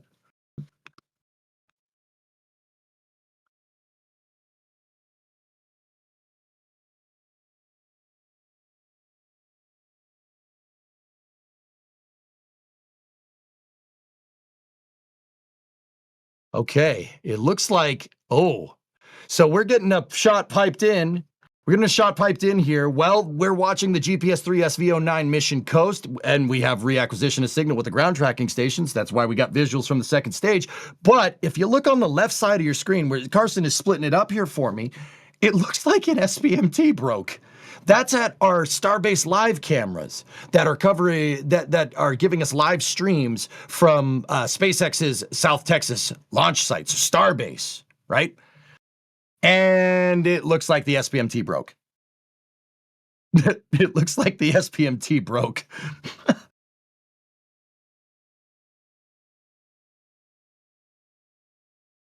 Ooh, I can't really tell what's going on there. Usually, okay, so it looks like it's a little bit tilted. Now that SPMT stands for self-propelled modular transporters. These things are what SpaceX used to move around stuff that's really heavy. Now, what is it carrying? What is that SPMT carrying right there? If you notice, it's those triangles. They look, those things with the triangles on them, they look like big blocks of metal. I know it looks like big blocks of metal, but I'll tell you, they're not just big blocks of metal. They're actually really, really heavy. That's cast. Those are cast blocks. Those are the counterweights that the cranes that SpaceX uses down at Boca Chica or at Starbase to move stuff around. You know, if you're going to move something heavy, you got to have a heavy counterweight. Those are the counterweights for the crane. So how heavy are those? Oh, yeah. They're actually really heavy. One of those blocks is 10,000 kilograms, or about 22,000 pounds. And it has a lot of them. There's a lot of them. Fun fact, they stack like Legos. Seriously, they're just really heavy adult Legos for counterweights for a crane. And there's also a Cybertruck there, and that is in fact not as heavy as those. For reference here, one of those crane counterweights is, let's say 2.5 Cybertrucks. I'd say that's about right. Now, once again, we're looking at our Starbase live views. That's down in South Texas. That's down in Starbase. It's right in the name. It's pretty good. But this is coverage for the GPS III SV09 mission, which is what you see on the box on the right. Now, once again, see those numbers, right? Those numbers are updating, which means we have a ground tracking station view where we're connected into a ground tracking station. And if I'm looking at that right, we have a beautiful view. I think that's the Red Sea.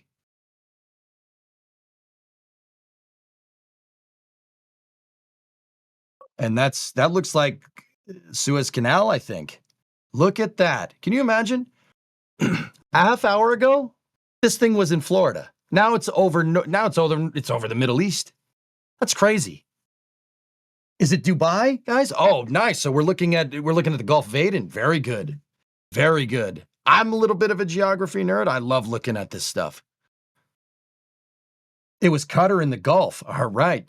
Hey, I was close. I was real close. All right. It's doing pretty good.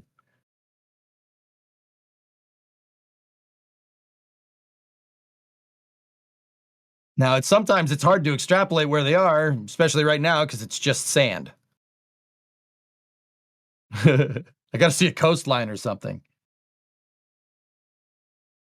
But once again, you can see some of those solid oxygen flakes flaking around there. Oh, dude. Okay. Guys, I don't mean to be like, would you just look at it? But look at that view. That's a pretty good view. This is a live shot from a second stage from a rocket that launched in Florida that's over the Middle East right now, carrying a global positioning satellite being live streamed to your computer with my let's say pretty good commentary. Just okay commentary, all right? It's okay. Look at that. What a view. I thought it was Arrakis. Oh, well, watch out for the worms then.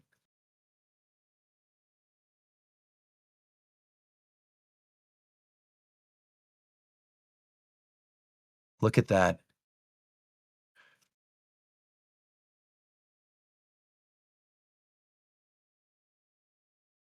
What do you mean? Your commentary is great. I try to take myself down a peg or two, Lunax. I'm not going to lie to you.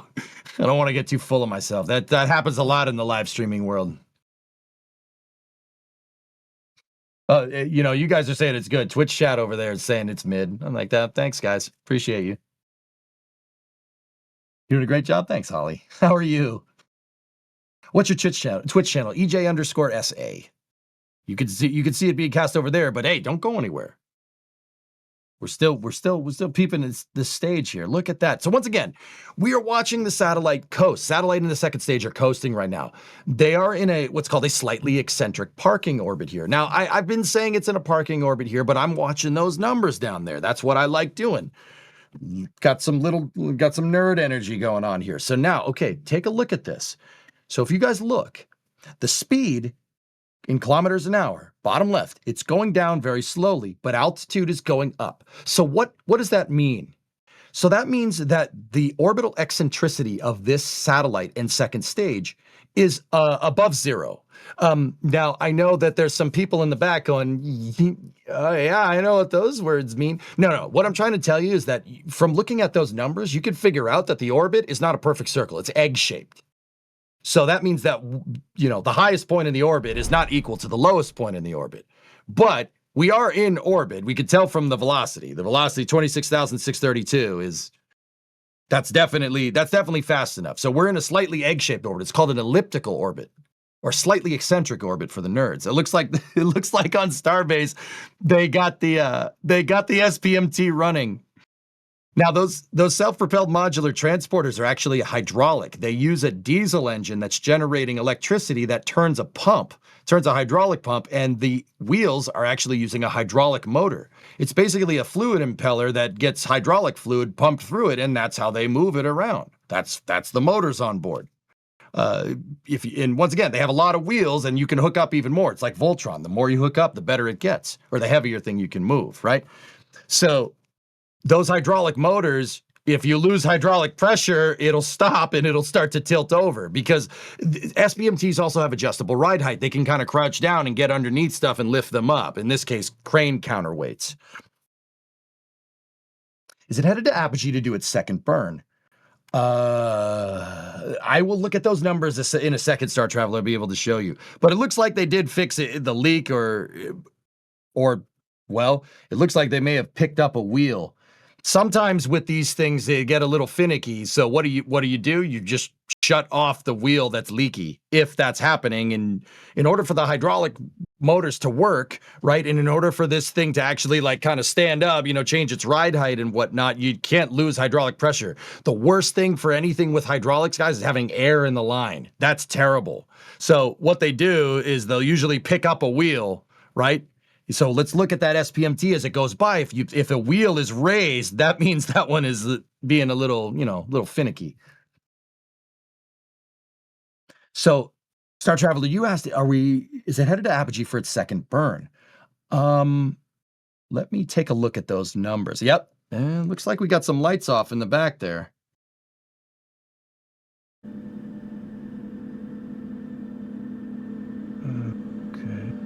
Now they have lights to illuminate the wheels at night, so you could see if, you could see all the machinery, because, yeah, you can see if it's leaking. It looks like they got a light off right there, and it looks like one of the wheels is kind of straggling along there.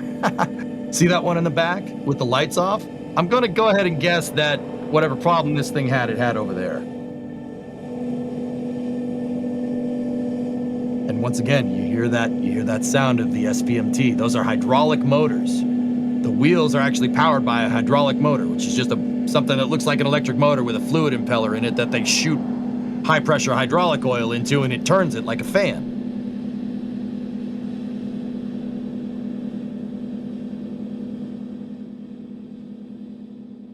And that thing that's hanging off the back is your power pack for the SPMT. You can also hook up as many of those as you want, depending on how heavy the thing is you're moving, and depending on how many of the SPMTs you hook up. And then you could see the dude riding in the lawn chair on the back. Yep, that's the driver. He's controlling the vehicle. Now, once again, this is the GPS III SV09 coverage, but also we like SPMTs here. I don't know about you guys. I am a little bit of a mechanical nerd. I like anything with wheels. Anything with wheels, anything that floats, anything that flies, anything that launches, I am in, So let's take a look. Let's look at these numbers here. So we see, okay, so the speed is still slowing down, 26,500 and change at 382. We're in what's called an elliptical orbit, meaning that the high point of the orbit is different than the low point of the orbit. That's called eccentricity, or an eccentric orbit. It's not very eccentric. So this is a slightly egg-shaped parking orbit here. Now, Star Traveler in chat asked, are they coasting to apogee? So for the people that don't understand what that means, apogee is the cool nerd way of saying the high point in your orbit around a celestial body. Apogee. It's a variation of the word apoapsis. And what apoapsis means is the high point in an orbit around a celestial body. The name actually changes depending on what celestial body you're around. Around Earth, it's apogee because Gaia. That's the kind of fun name for Earth. Now, here, what is it around the moon? The high point in an orbit around the moon is called a apiloon. Or an apocyline, depending on your mythological creature or person that we name the moon after. What about the sun? So the sun, a high point or a low point in an orbit, a high point in an orbit around the sun would be apohelion. Because the sun, the Greek name for the sun is Helios. And the low point in a solar orbit would be perihelion, right? They change. So are we coasting to apogee right now? Yes. Our speed is still going down, but if you notice, it's going down at a much slower rate, which means we are approaching the apogee. We're approaching the high point of this orbit. I don't think, Star Traveler, that they're going to do the burn at apogee. I think they're going to, judging by our coasting time here, we're about 45 minutes in, which means we're about, at this altitude, we're about halfway around the world from the launch site. I think they're going to burn at perigee. Perigee is the low point in your orbit around Earth. We don't say so. Somebody over in the Twitch chat just asked me about what is it called around Uranus? You know what? I don't know. Go look it up. It's Apocyntharian for Venus. All right, there you go. Yeah, it changes depending on the celestial body. It's just a good way of knowing. It's a good naming convention for knowing what, you can say apogee. That means, okay, that's a high point in an orbit around Earth. Now, if you guys also notice, the vehicle has a slight roll to it. So it looks like, if we played like, some classical ballet music, I don't want to do it because, YouTube gets all antsy in their pantsy. You know what I mean? But it has a slight it has a slight roll component, what's called a roll rate being exerted on the vehicle. So roll rate like this, they're doing that to manage thermals on the stage. If you didn't it's called a barbecue roll. If you didn't do this, one side of the vehicle, it gets extremely hot and the other side gets extremely cold. That differential temperature that you have on one side of the other vehicle can cause complications, namely with the propellants. You want kind of everything to be on a nice barbecue. Like it's like putting chicken on a spit and spinning it and slow cooking. They're slow cooking the second stage for what's called propellant management. Remember, the second stage has liquid oxygen in it, which is really, really cold. The sun up there, or let's say the sunlight, if we really want to be technical, really, really hot. That's the opposite of that. You have to make sure that your propellants don't overheat, specifically on one side of the vehicle. So in order, instead of having one side of the vehicle get really hot, the other side of the vehicle get really cold, they have all sides of the vehicle getting just a little bit warm. That's why we have a slight roll component to the vehicle. If you look at Earth back there, you can see that we're rolling just a little bit.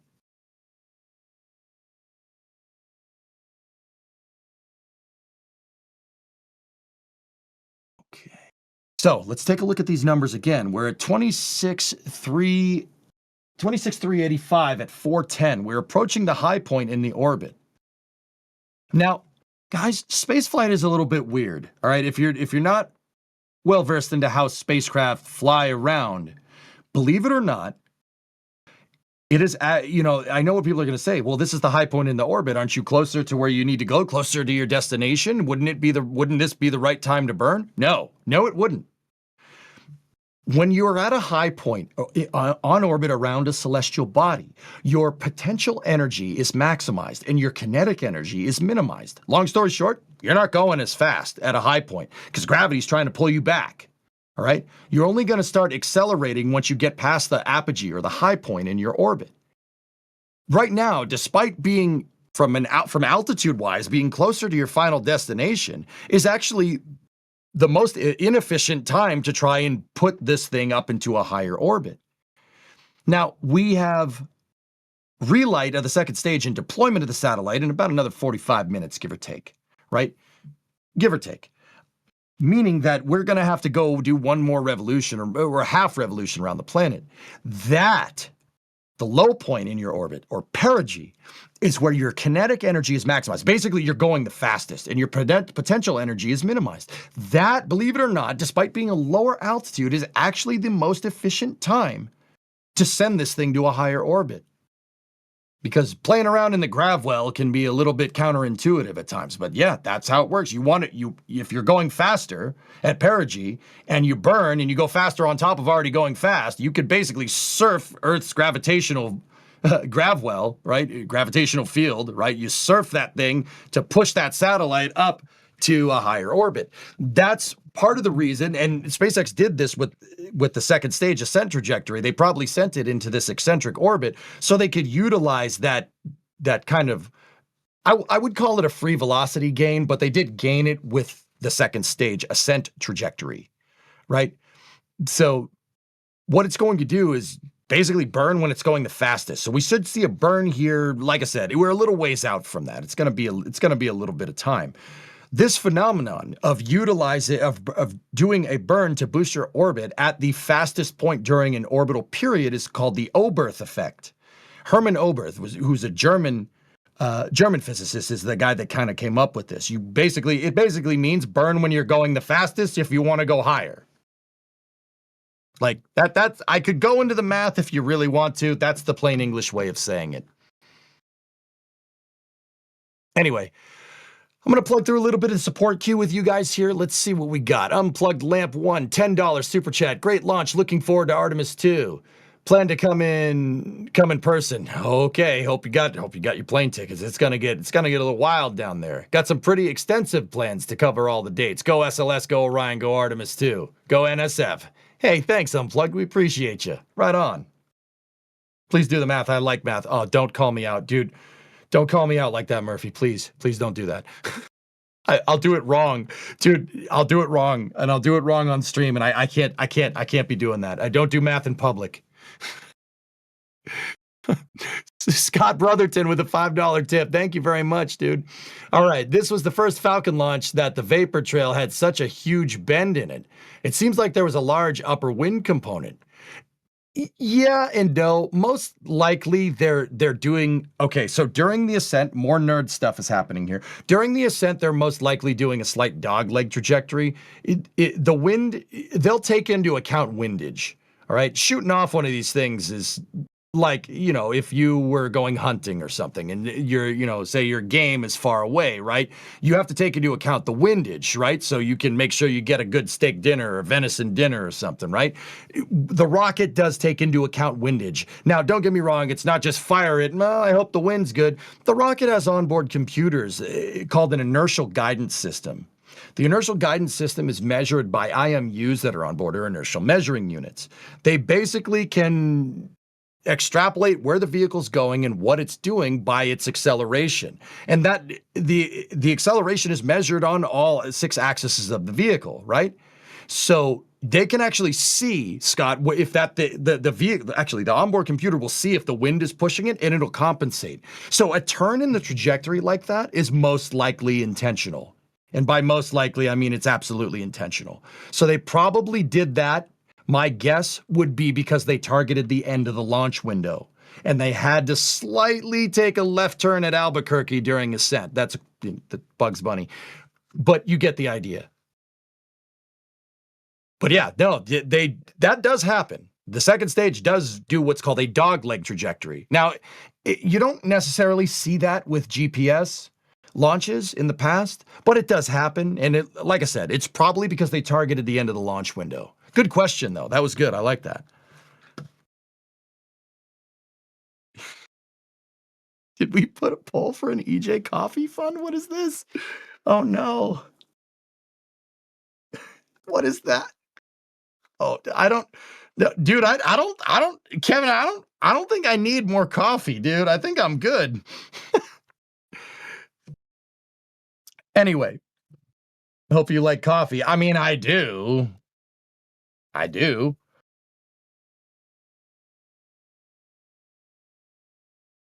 Okay, so have we gotten past apogee yet. It's hard to say, guys. We are so right now the second stage is out over the Indian Ocean, and we don't have a signal. Once again, if you're not well versed in watching SpaceX streams with a coasting period when they do actually stream it, if you look down the timer at the bottom of the screen, the timer is the only thing that's updating the numbers, which means we're between ground stations right now. We probably will get one here once it gets up to the west coast of Australia. We're kind of, I would say we're coming up on Perth, but it's not. We're gonna miss. We're going south of Australia. EJ needs Iron Brew. I do like Iron Brew. Iron Brew is pretty good.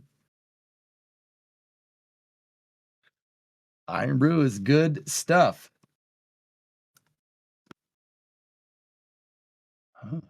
Actually, one of my buddies, one of my moderators over there is a meteorologist in my Twitch chat. And actually, Scott, now, dude, I may stand corrected. The upper level winds did get a little gusty tonight, dude. You might be right. You might be right. There were increased winds aloft. Weather balloon from 00 Zulu. Yeah, you may have been right. I may have been wrong. That's cool. Good observation, man. Remember, it's not one or the other, too, as well. It could be both. Rocket science is complicated like that. Seems frozen, but let's see what happens. We should get an acquisition of signal here in a moment. Does the apogee... Okay, there's a question from coming over from Huzzah over in Twitch chat. Does the apogee-perigee of Earth change based on its rotation, orbit, and location? For a satellite orbiting around Earth, yes, absolutely. It very much depends on where you launched from, the direction that you launched from, so that would be flight azimuth, the direction on a compass that you launched from, and the launch site's northern or southern latitude would really, really, really change. Mostly that changes inclination. So the tilt, but yeah, that absolutely makes a difference, dude.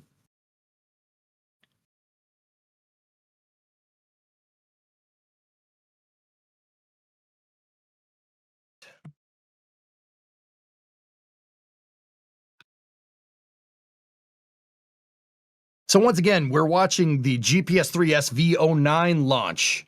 This the GPS satellite was launched on a SpaceX Falcon 9, and right now we're watching stage 2 and the satellite coast around the world before they do the final insertion orbit and deploy of the vehicle.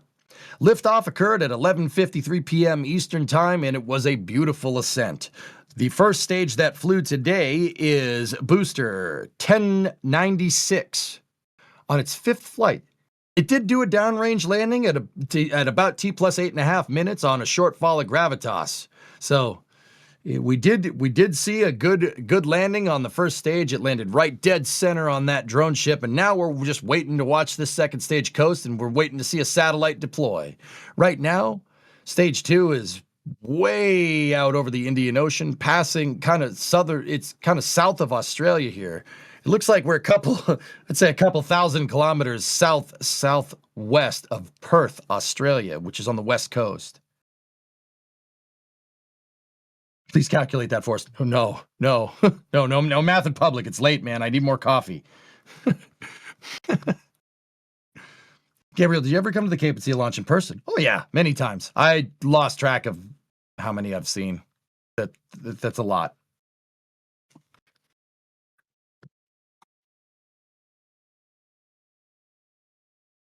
Where do I store all this information?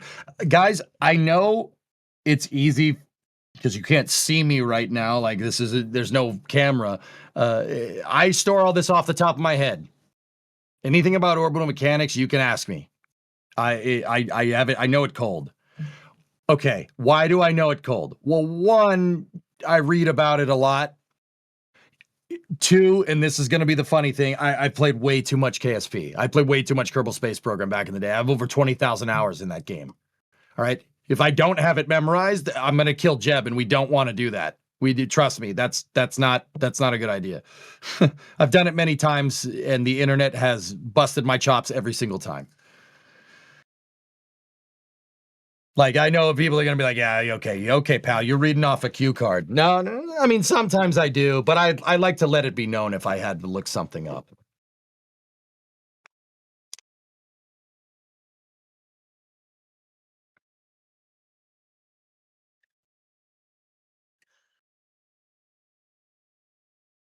Okay, so we are about 35 minutes out from a deploy here. Noted, alien. All right, I'm going to plow through the support queue here real quick. So we got Revhead with a 5, what is that, pound? Oh, yeah, pounds. Oh, yes. Oh, boy, we got 5 pounds sterling here, Super Chat. Thank you very much, mate. I'm spending that on McVitie's. I'm not going to lie to you. Hey, commentators got to eat too. And we got Houdini. We got Houdini with a $5 Super Chat. Thank you. You magical magician man or something.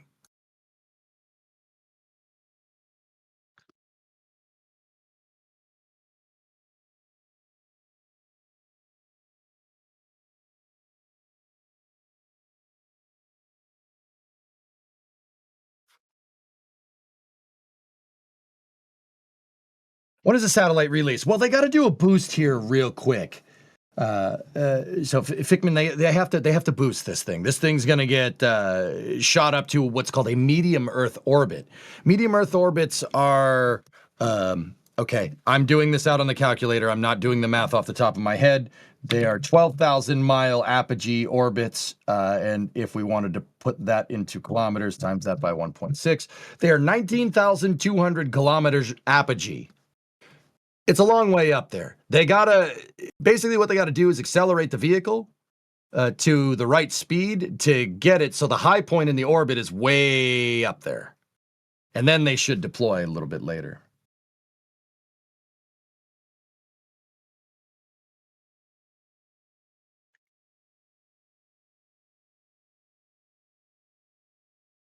Seriously. Okay.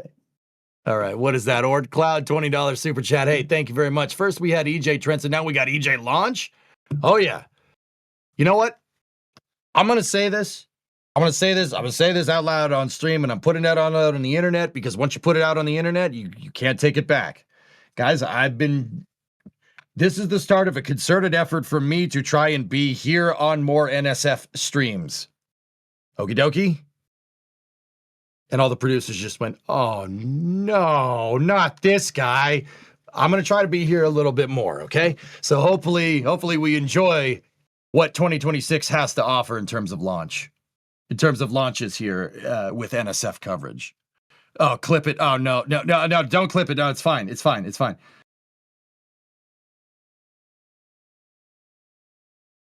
And Twitch chat, don't think I'm not reading that chat either. I see you guys over there. I haven't forgot about you. That's where I usually do my coverage, guys. But you know, I like the global positioning satellite system. GPS is a very, very, very cool and I think very underappreciated satellite system. I would say that is a feather in the United States' infrastructure cap, so to speak. Just as vital as a shipping lane. Or even the highways or railroad tracks. Like in the U.S., we use our railroad tracks for freight, but you know, all the Europeans, I can hear them like, you should have more trains. I mean, I don't disagree. I like trains. Right? Trains are awesome.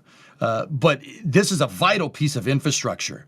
You use it every day. You know, I would assume that people are watching this because you like spaceflight, guys. You know, if you like spaceflight and you let people know about it, you usually get people that are like, well, what has spaceflight done for me lately? Well, all right. Have you ever used GPS? Yeah, that's kind of important. That's pretty cool. We like that. You just say stuff like that. Easy peasy. Oh, yeah, I use that a lot. Yeah, I know. That's because of spaceflight. That's pretty cool.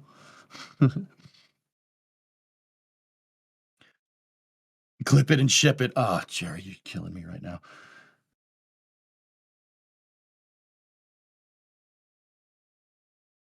Oh, brother, this guy stinks. Yeah, right. Okay. So, guys, I did misspeak. It's too much coffee. You gave me too much coffee. I apologize. Relight, we should be coming back up on it actually pretty soon.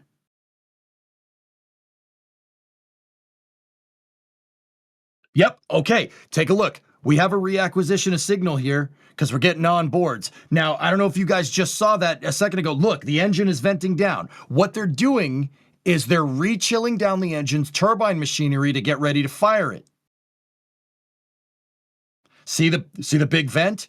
They're trickling liquid oxygen in from the second stage here. Well, it's obvious it's from the second stage. It's the only thing that's there, guy. All right, so they're trickling propellants in here from the second stage liquid oxygen tank. That's the better way of saying that.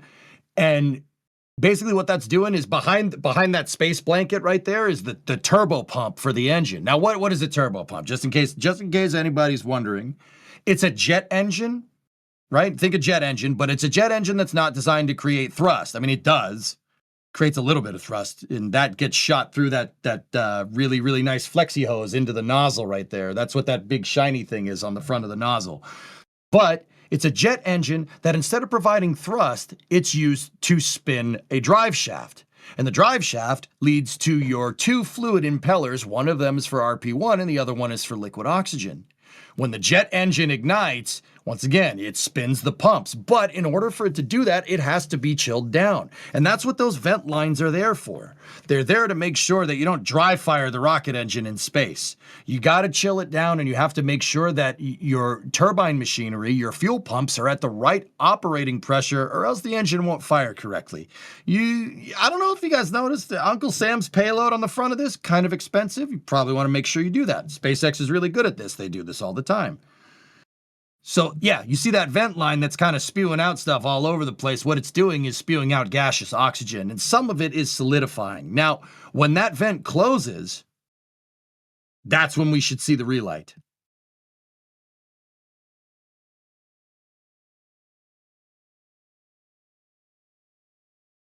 Okay.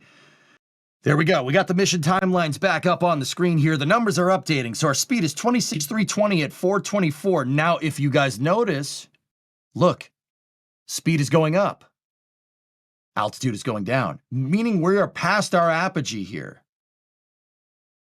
So I did say that we were going to utilize the O-berth effect a little bit. It doesn't look like it's needed for this one. This is much more about making sure you put the satellite in the right orbit. The global positioning satellites GPS constellation has 6 orbits. There's 6 different orbits, and there's 6 satellites per orbit, 36 operational. I mean, it varies because they replace them and they phase them out, et cetera, et cetera. Right? But this is not necessarily for performance here. This is very much for making sure you put the satellite in the right spot. That's kind of important. So once again, we're coming up on a timeline, point in the timeline called Second Stage Engine Start 2, or SES2. Should be just happening here momentarily. 30 seconds past 103 here.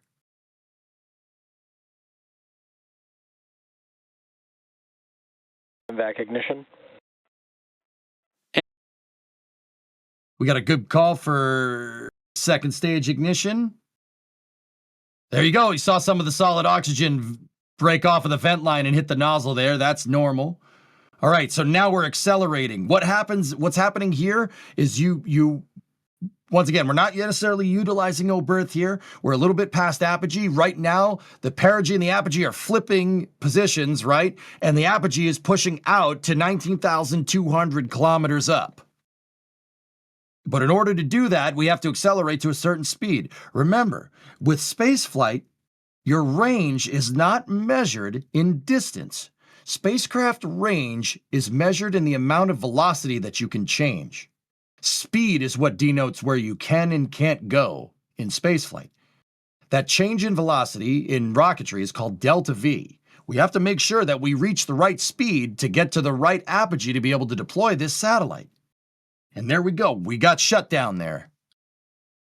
And once again, just like the initial ascent insertion burn, you could see that the vent line is going. Right now, helium is being used to purge out any extra oxygen inside of the engine. The reason why you're doing that is you don't want to leave that liquid oxygen in there. It'll rust things. It'll rust things on the motor that you need to fire again. Liquid oxygen makes stuff rust bad. You think if you live in the salt belt like I do, that salt rusts things? No, liquid oxygen is even worse.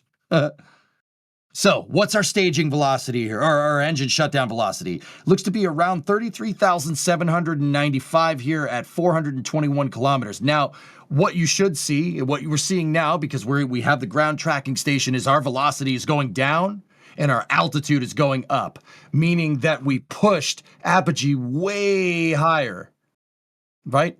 And the stage should be, the stage should be slowing down, and it absolutely is.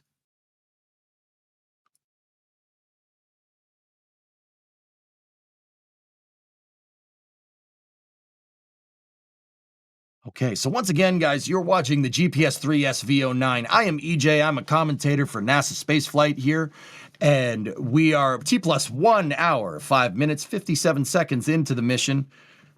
At least that's what the timer showed when I popped in. Yep, that's right.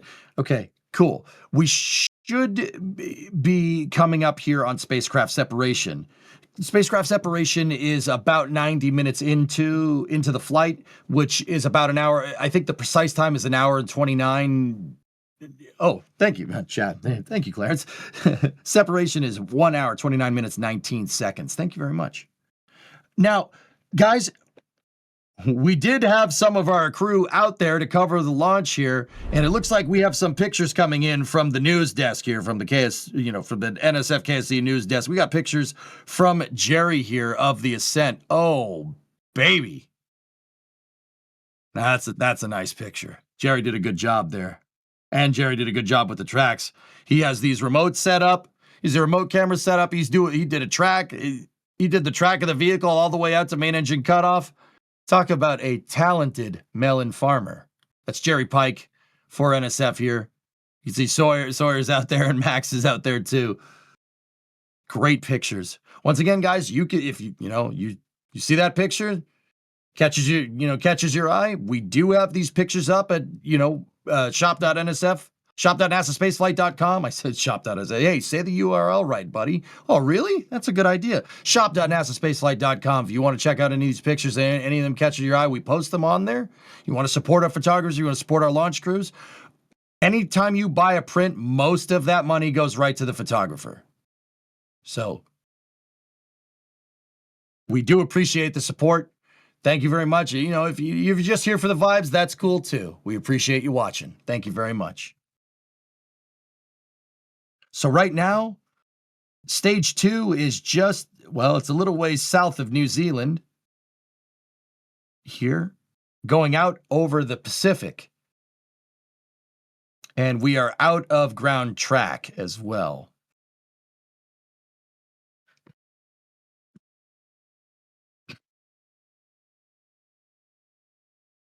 Are we there yet? No. Just chill. Hey, sit down and be quiet. I don't care if you have to go to the bathroom. Wrong. There is no bathroom. No, sorry. It's just getting a little late over here.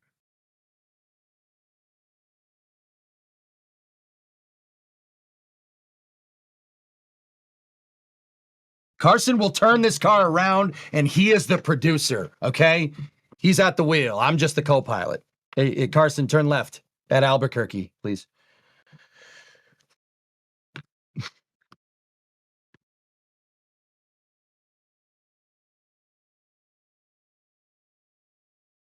Has Jack been giving you pointers? No, not lately. I have my hat. My hat is on my head. I mean, I can't show you because there's no webcam, but...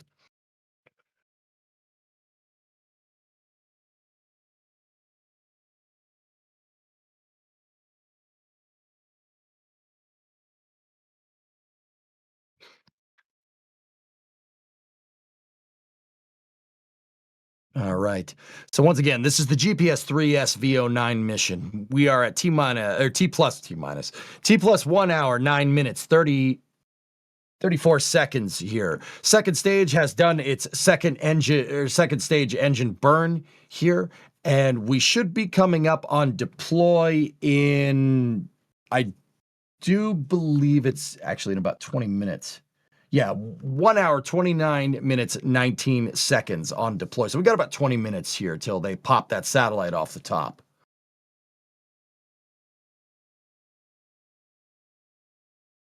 Sounds like somebody hit the coffee a little too hard. You know what, Jarvis? I just love what I do. Like, I know that sounds ridiculous. I love what I do. I love covering stuff for NSF. I love space. Also, you know, in the same breath, I'm not going to say that I haven't had coffee today. I will not disclose how much it was or when it was ingested. I'll just say it was in the AM, and we'll just leave it at that. I love coffee. I work off that stuff. So does most of the NSF team supporting me. I'm standing on the shoulders of giants here. We got Carson bringing up the production here, and then you know all the talented producers over there doing their thing. They really, I'm just the voice here. Like that's what you hear, but that's not the whole story. You know what I mean? But anyway.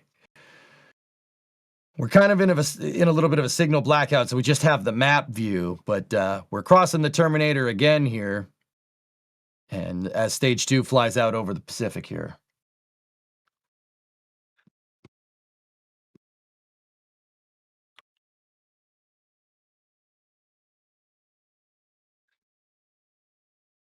EJ, it's 1:04 a.m., so are you talking within the last 24 hours of a day AM or in the last 64? Oh, yeah.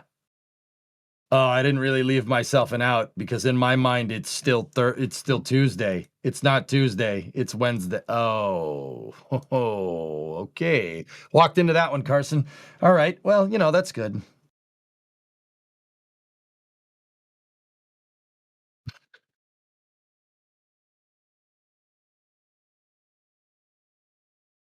All right. So we are inside of 20 minutes till we see a deploy the satellite. The reason why there's a delay in the deploy, guys, is because they're going to coast out over the Pacific. And in 20 minutes, because I don't know if you guys looked at that speed down there in the bottom left, it's going pretty fast. It doesn't take long to cross the Pacific when you're going 33,530 kilometers an hour. Little bit of a fun fact here. So the Global Positioning Satellite System is operated by Uncle Sam. It's part of the Space Force. Space Force oversees it. Okay. And because of this, the Space Force wants to make sure that they see when the satellite gets deployed. And they also want to make sure that that global positioning satellite is over a ground tracking station where they can see it. So Stage 2 is going to coast across the Pacific here. And once it gets out over the coast, out over the west coast of the United States, which is, it's in the dark basically, but they'll be able to see it. That's why they'll be able to see it with their antennas, with their tracking equipment. That and SpaceX will have contact with a ground station, so we should be able to see a live feed of the deploy. The reason why they stagger the deploy is because they want to make sure that they could. They want Space Force. Uncle Sam wants to be sure that they could see everything when it goes to deploy. You don't want to deploy it when you don't have a ground track signal. Now, to be very fair, you could deploy it right now. But Uncle Sam doesn't want to do that. So SpaceX is waiting until they get to the other side of the Pacific here, which, like I said, when you're going 33,530 kilometers an hour, it's not going to take very long. It's going to take about 15 more minutes. How fast is that in Mach?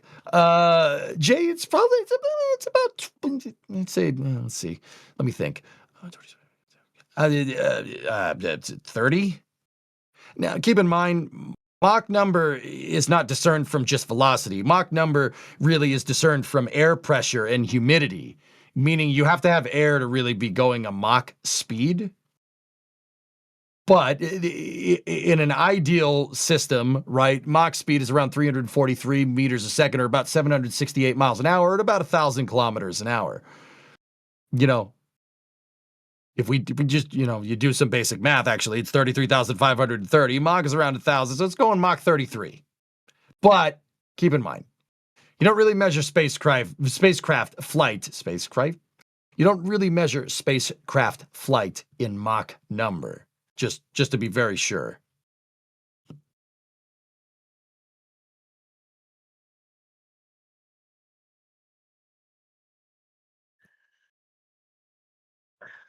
Twitch chat's asking, how fast is that in armadillos per minute? Any unit but the metric system, huh? I don't know. Yes?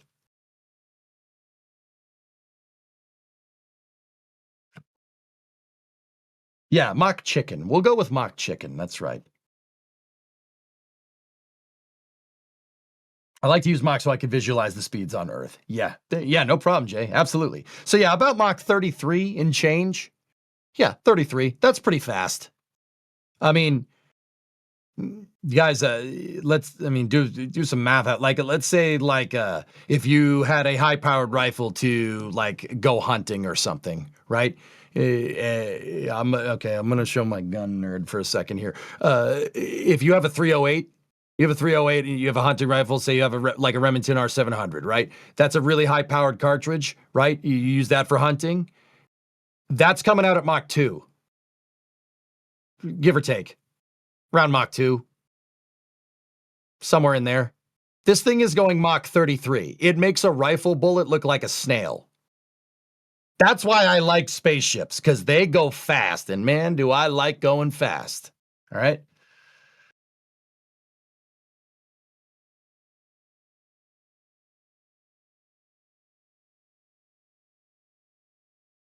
But once again, we're watching the GPS III SV09 mission. I am EJ, a commentator here for NASA Space Flight. We're a little bit later in the mission. We should be coming up here on satellite deploy in about a little under 15 minutes here. So once again, this mission was launched on a SpaceX Falcon 9 rocket. Falcon 9 is a two-stage launch vehicle. The first stage with a reusable first stage and reusable fairings. The first stage took, the vehicle lifted off at 11:53 Eastern Standard Time, 11:53 p.m. Eastern Standard Time, did a perfect descent. First stage landed down on the drone ship, T+8 minutes. Second stage had a good parking orbit insertion. It coasted for about 45 minutes till it got to second stage engine start, performed a nominal second stage engine start into the final insertion burn, and now we're just waiting on the satellite deploy. Satellite deploy is scheduled for T+1 hour, 29 minutes, 19 seconds. So once again, we're getting pretty close.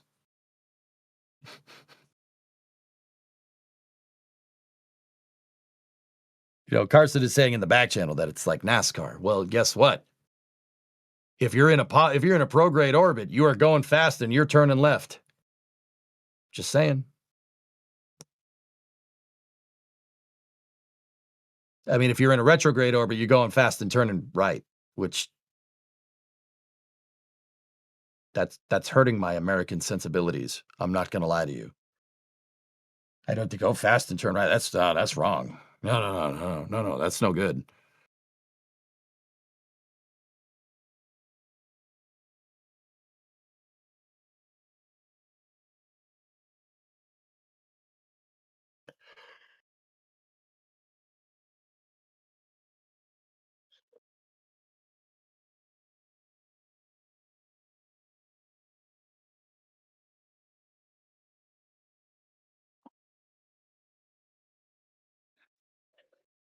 Retrograde is a good word. Orbital mechanics has a lot of really cool words like aphelion, which we've been over, right? You guys know what that means.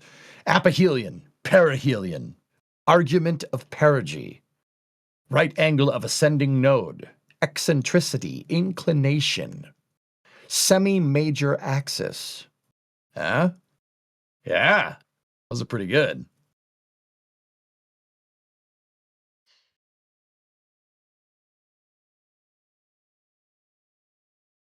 There's a lot of good ones. Right now, stage 2 is in a very eccentric orbit with apogee at around 19,000, 19,000 kilometers, and perigee about 400, give or take. Nominal. That's not one, but we like saying that, Brian.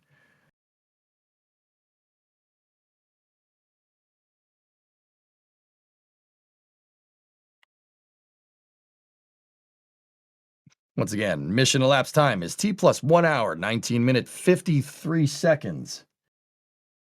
Here of the GPS III SV09 mission.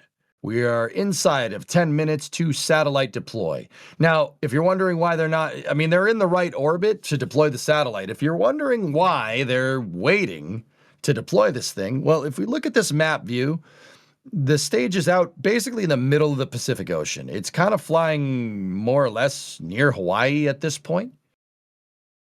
But what the Space Force really likes is they like it when you're in range. Oh, there's the ground tracking station acquisition, a signal that just popped in. See the numbers updated?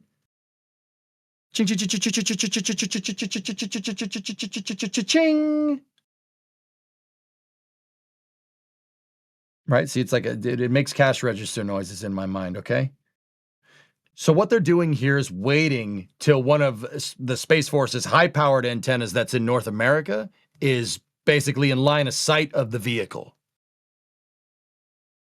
That's why we have such a late deploy here. It just went from 499 to 2430. Yep. And look, now that we have a reacquisition of signal, we got onboard views. Oh man, look at that chunk of solid oxygen. Look at that thing. That is from basically passivating the turbine machinery on the engine. The reason why they do that is because you don't want to leave liquid oxygen sitting inside something metal. It'll rust it really bad. Oxygen oxidizes things. Yeah, great commentary, I know.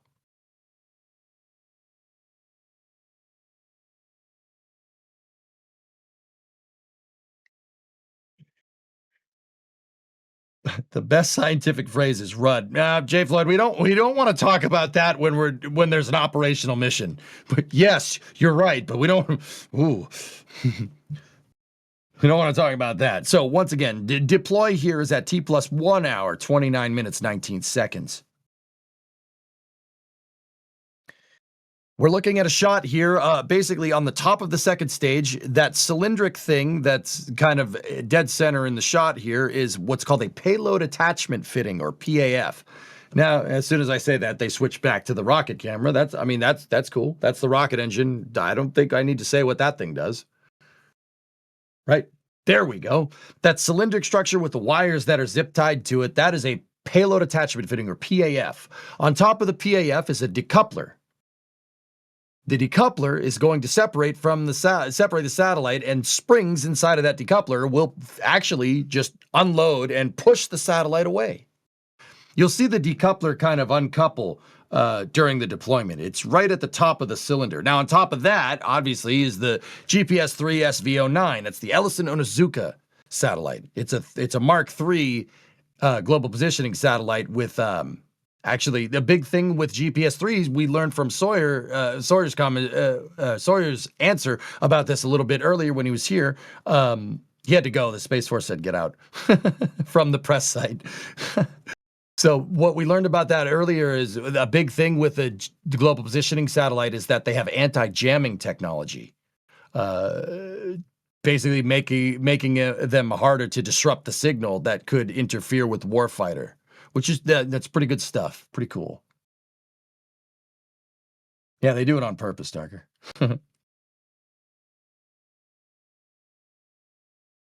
These are beautiful, beautiful shots. I mean, it kind of blows my mind how crisp of an image that actually is. I mean, look at the altitude. That thing is not close to us. I mean, it is from an orbital mechanics standpoint, but 3,000 kilometers is still a long way away.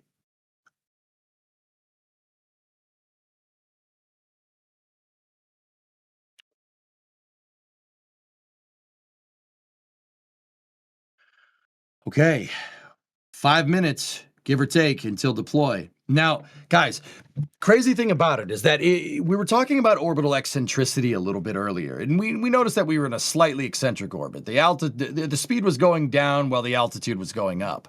You could tell that the orbit was slightly eccentric. Look at the numbers now that we're in range of a ground tracking station. You can see the vehicle's rapidly slowing down and altitude is rapidly going up. That indicates a very eccentric orbit. But now, just in case, just a little bit of a refresher in case what anybody wants to know. Eccentric means that your orbit is basically egg-shaped. You can have 3 shapes with orbits around a celestial body in, practical orbital mechanics. You can have a circle, you can have an egg shape, or you can have escape velocity. That's in fact, how orbital eccentricity is measured. Orbital eccentricity basically goes from 0 to 1. 0 being a perfectly circular orbit, and 1 being escape velocity of the celestial body that you're around. Now, we are not near 1 eccentricity with this. If we were, we'd be going a lot faster. It takes a lot more speed to break Earth's gravity well than this. It takes a lot more speed. You're not going fast enough. But what we do see is our speed really, really, really going down. Because as a vehicle gets closer to its highest point in an eccentric orbit, Earth's gravity is going to pull you back. It's really going to want to take you back. That's why we're losing speed very quickly, but altitude is going up. Right now, the rocket is trading its forward velocity, right? It's trading its forward kinetic energy for potential energy. The potential energy hits maximum when you're at apogee, and then Earth says, hey, come here, come back, get back here. And it tries to pull you back in, and you start speeding up, you start falling again.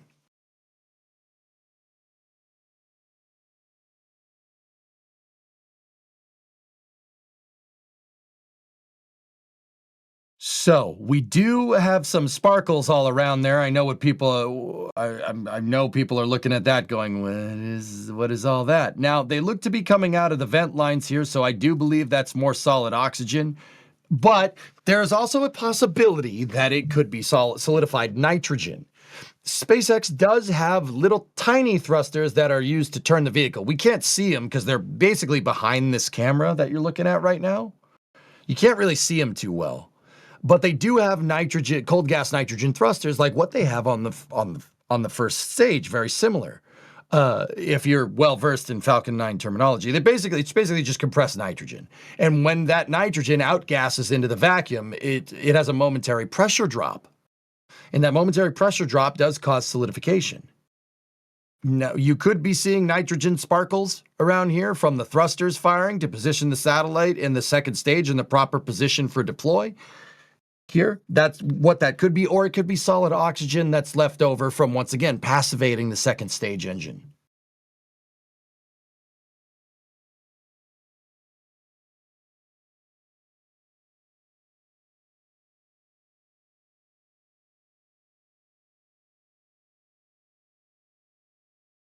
Okay. Once again, oh, whoa, that chunk went flying off of there. That, like I said, that is normal. That happens. That is a chunk of solidified oxygen. That happens. Why does it break off like that? If the thrusters are going to fire and change and add what's called a roll or a pitch velocity component or roll or pitch rate to the vehicle, when the thruster fires, it momentarily jolts the vehicle, and that can cause it to break off. It does happen. And once again, that's not ice, guys. Ice is solidified H2O. That is solid oxygen. That's just O. Because once again, if you outgas gaseous oxygen into a vacuum, you're going to get a momentary pressure drop, and that momentary pressure drop does cause solidification.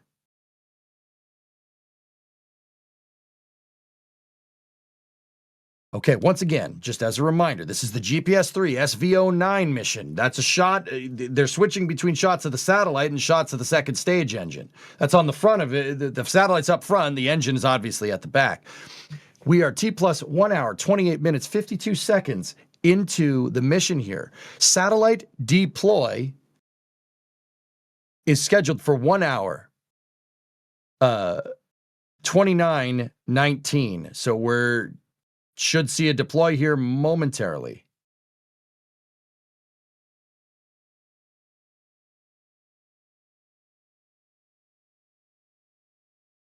Stand by.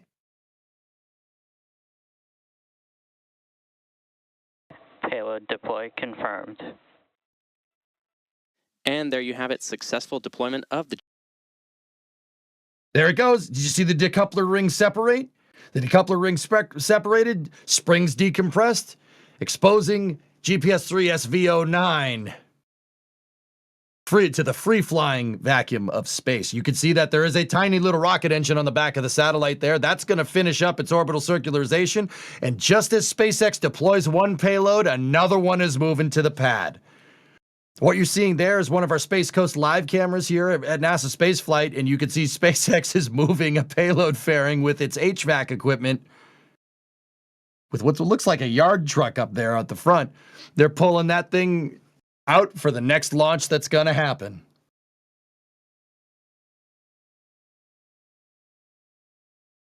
There you go. One payload deploys up in space. Another one's getting moved to the pad for its future deployment. The machine never stops with SpaceX, and I'll tell you guys, that is really cool to see. That is really cool to see. But as that payload sails out into the darkness, so are we. This is where we bid you adieu here at NASA Space. Adieu? Nice. That's great. Good job. I was trying to sound cool, but it didn't really work. This is where we bid you adieu. That's how you say that. French. Cool. And we're going to sign off here. Thank you very much for watching, guys. We very much do appreciate it. Adieu. Yeah, I'm not living that one down. That's great. So we're going to stop here. I hope you enjoyed the coverage. So I'd like to thank Max. We had Max and Jerry out in the field with Sawyer doing our field commentary. We had Carson pulling the levers and Gage doing remote tracks in the backgrounds. Guys, be sure to follow us on the NSF socials at NASA Spaceflight, on X, Instagram, anywhere. And then, once again, we had Carson pulling those strings in the back. I am EJ, and I've been your master of ceremonies here for the GPS-3 SV09 mission. I do appreciate everybody watching. Thank you very much for all the support. Everybody that super chatted, memberships, red teams, buying stuff from the store. You guys are the best. But this is where I say good night, and we'll see you in the next one. Thank you very much for watching.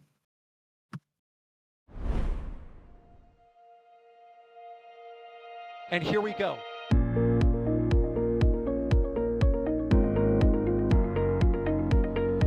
There's the W. Here's ignition. Roger, roll, Atlantic. Doubling up. Did it just do a Kerbal? Back to the moon and beyond. Put that in the big bag, Jingle. Back at home, we all have a lot of work to do, but from here, it sure looks like a perfect world. Propulsion continues to be normal. We did have an observation. 343 unfolds to go. It's orange. Water towers can fly!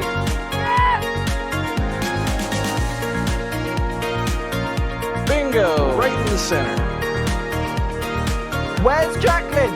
There it is! That was surreal. That's not what we want to see. No! Oh my God. Yikes. You bet. We don't need any more of these.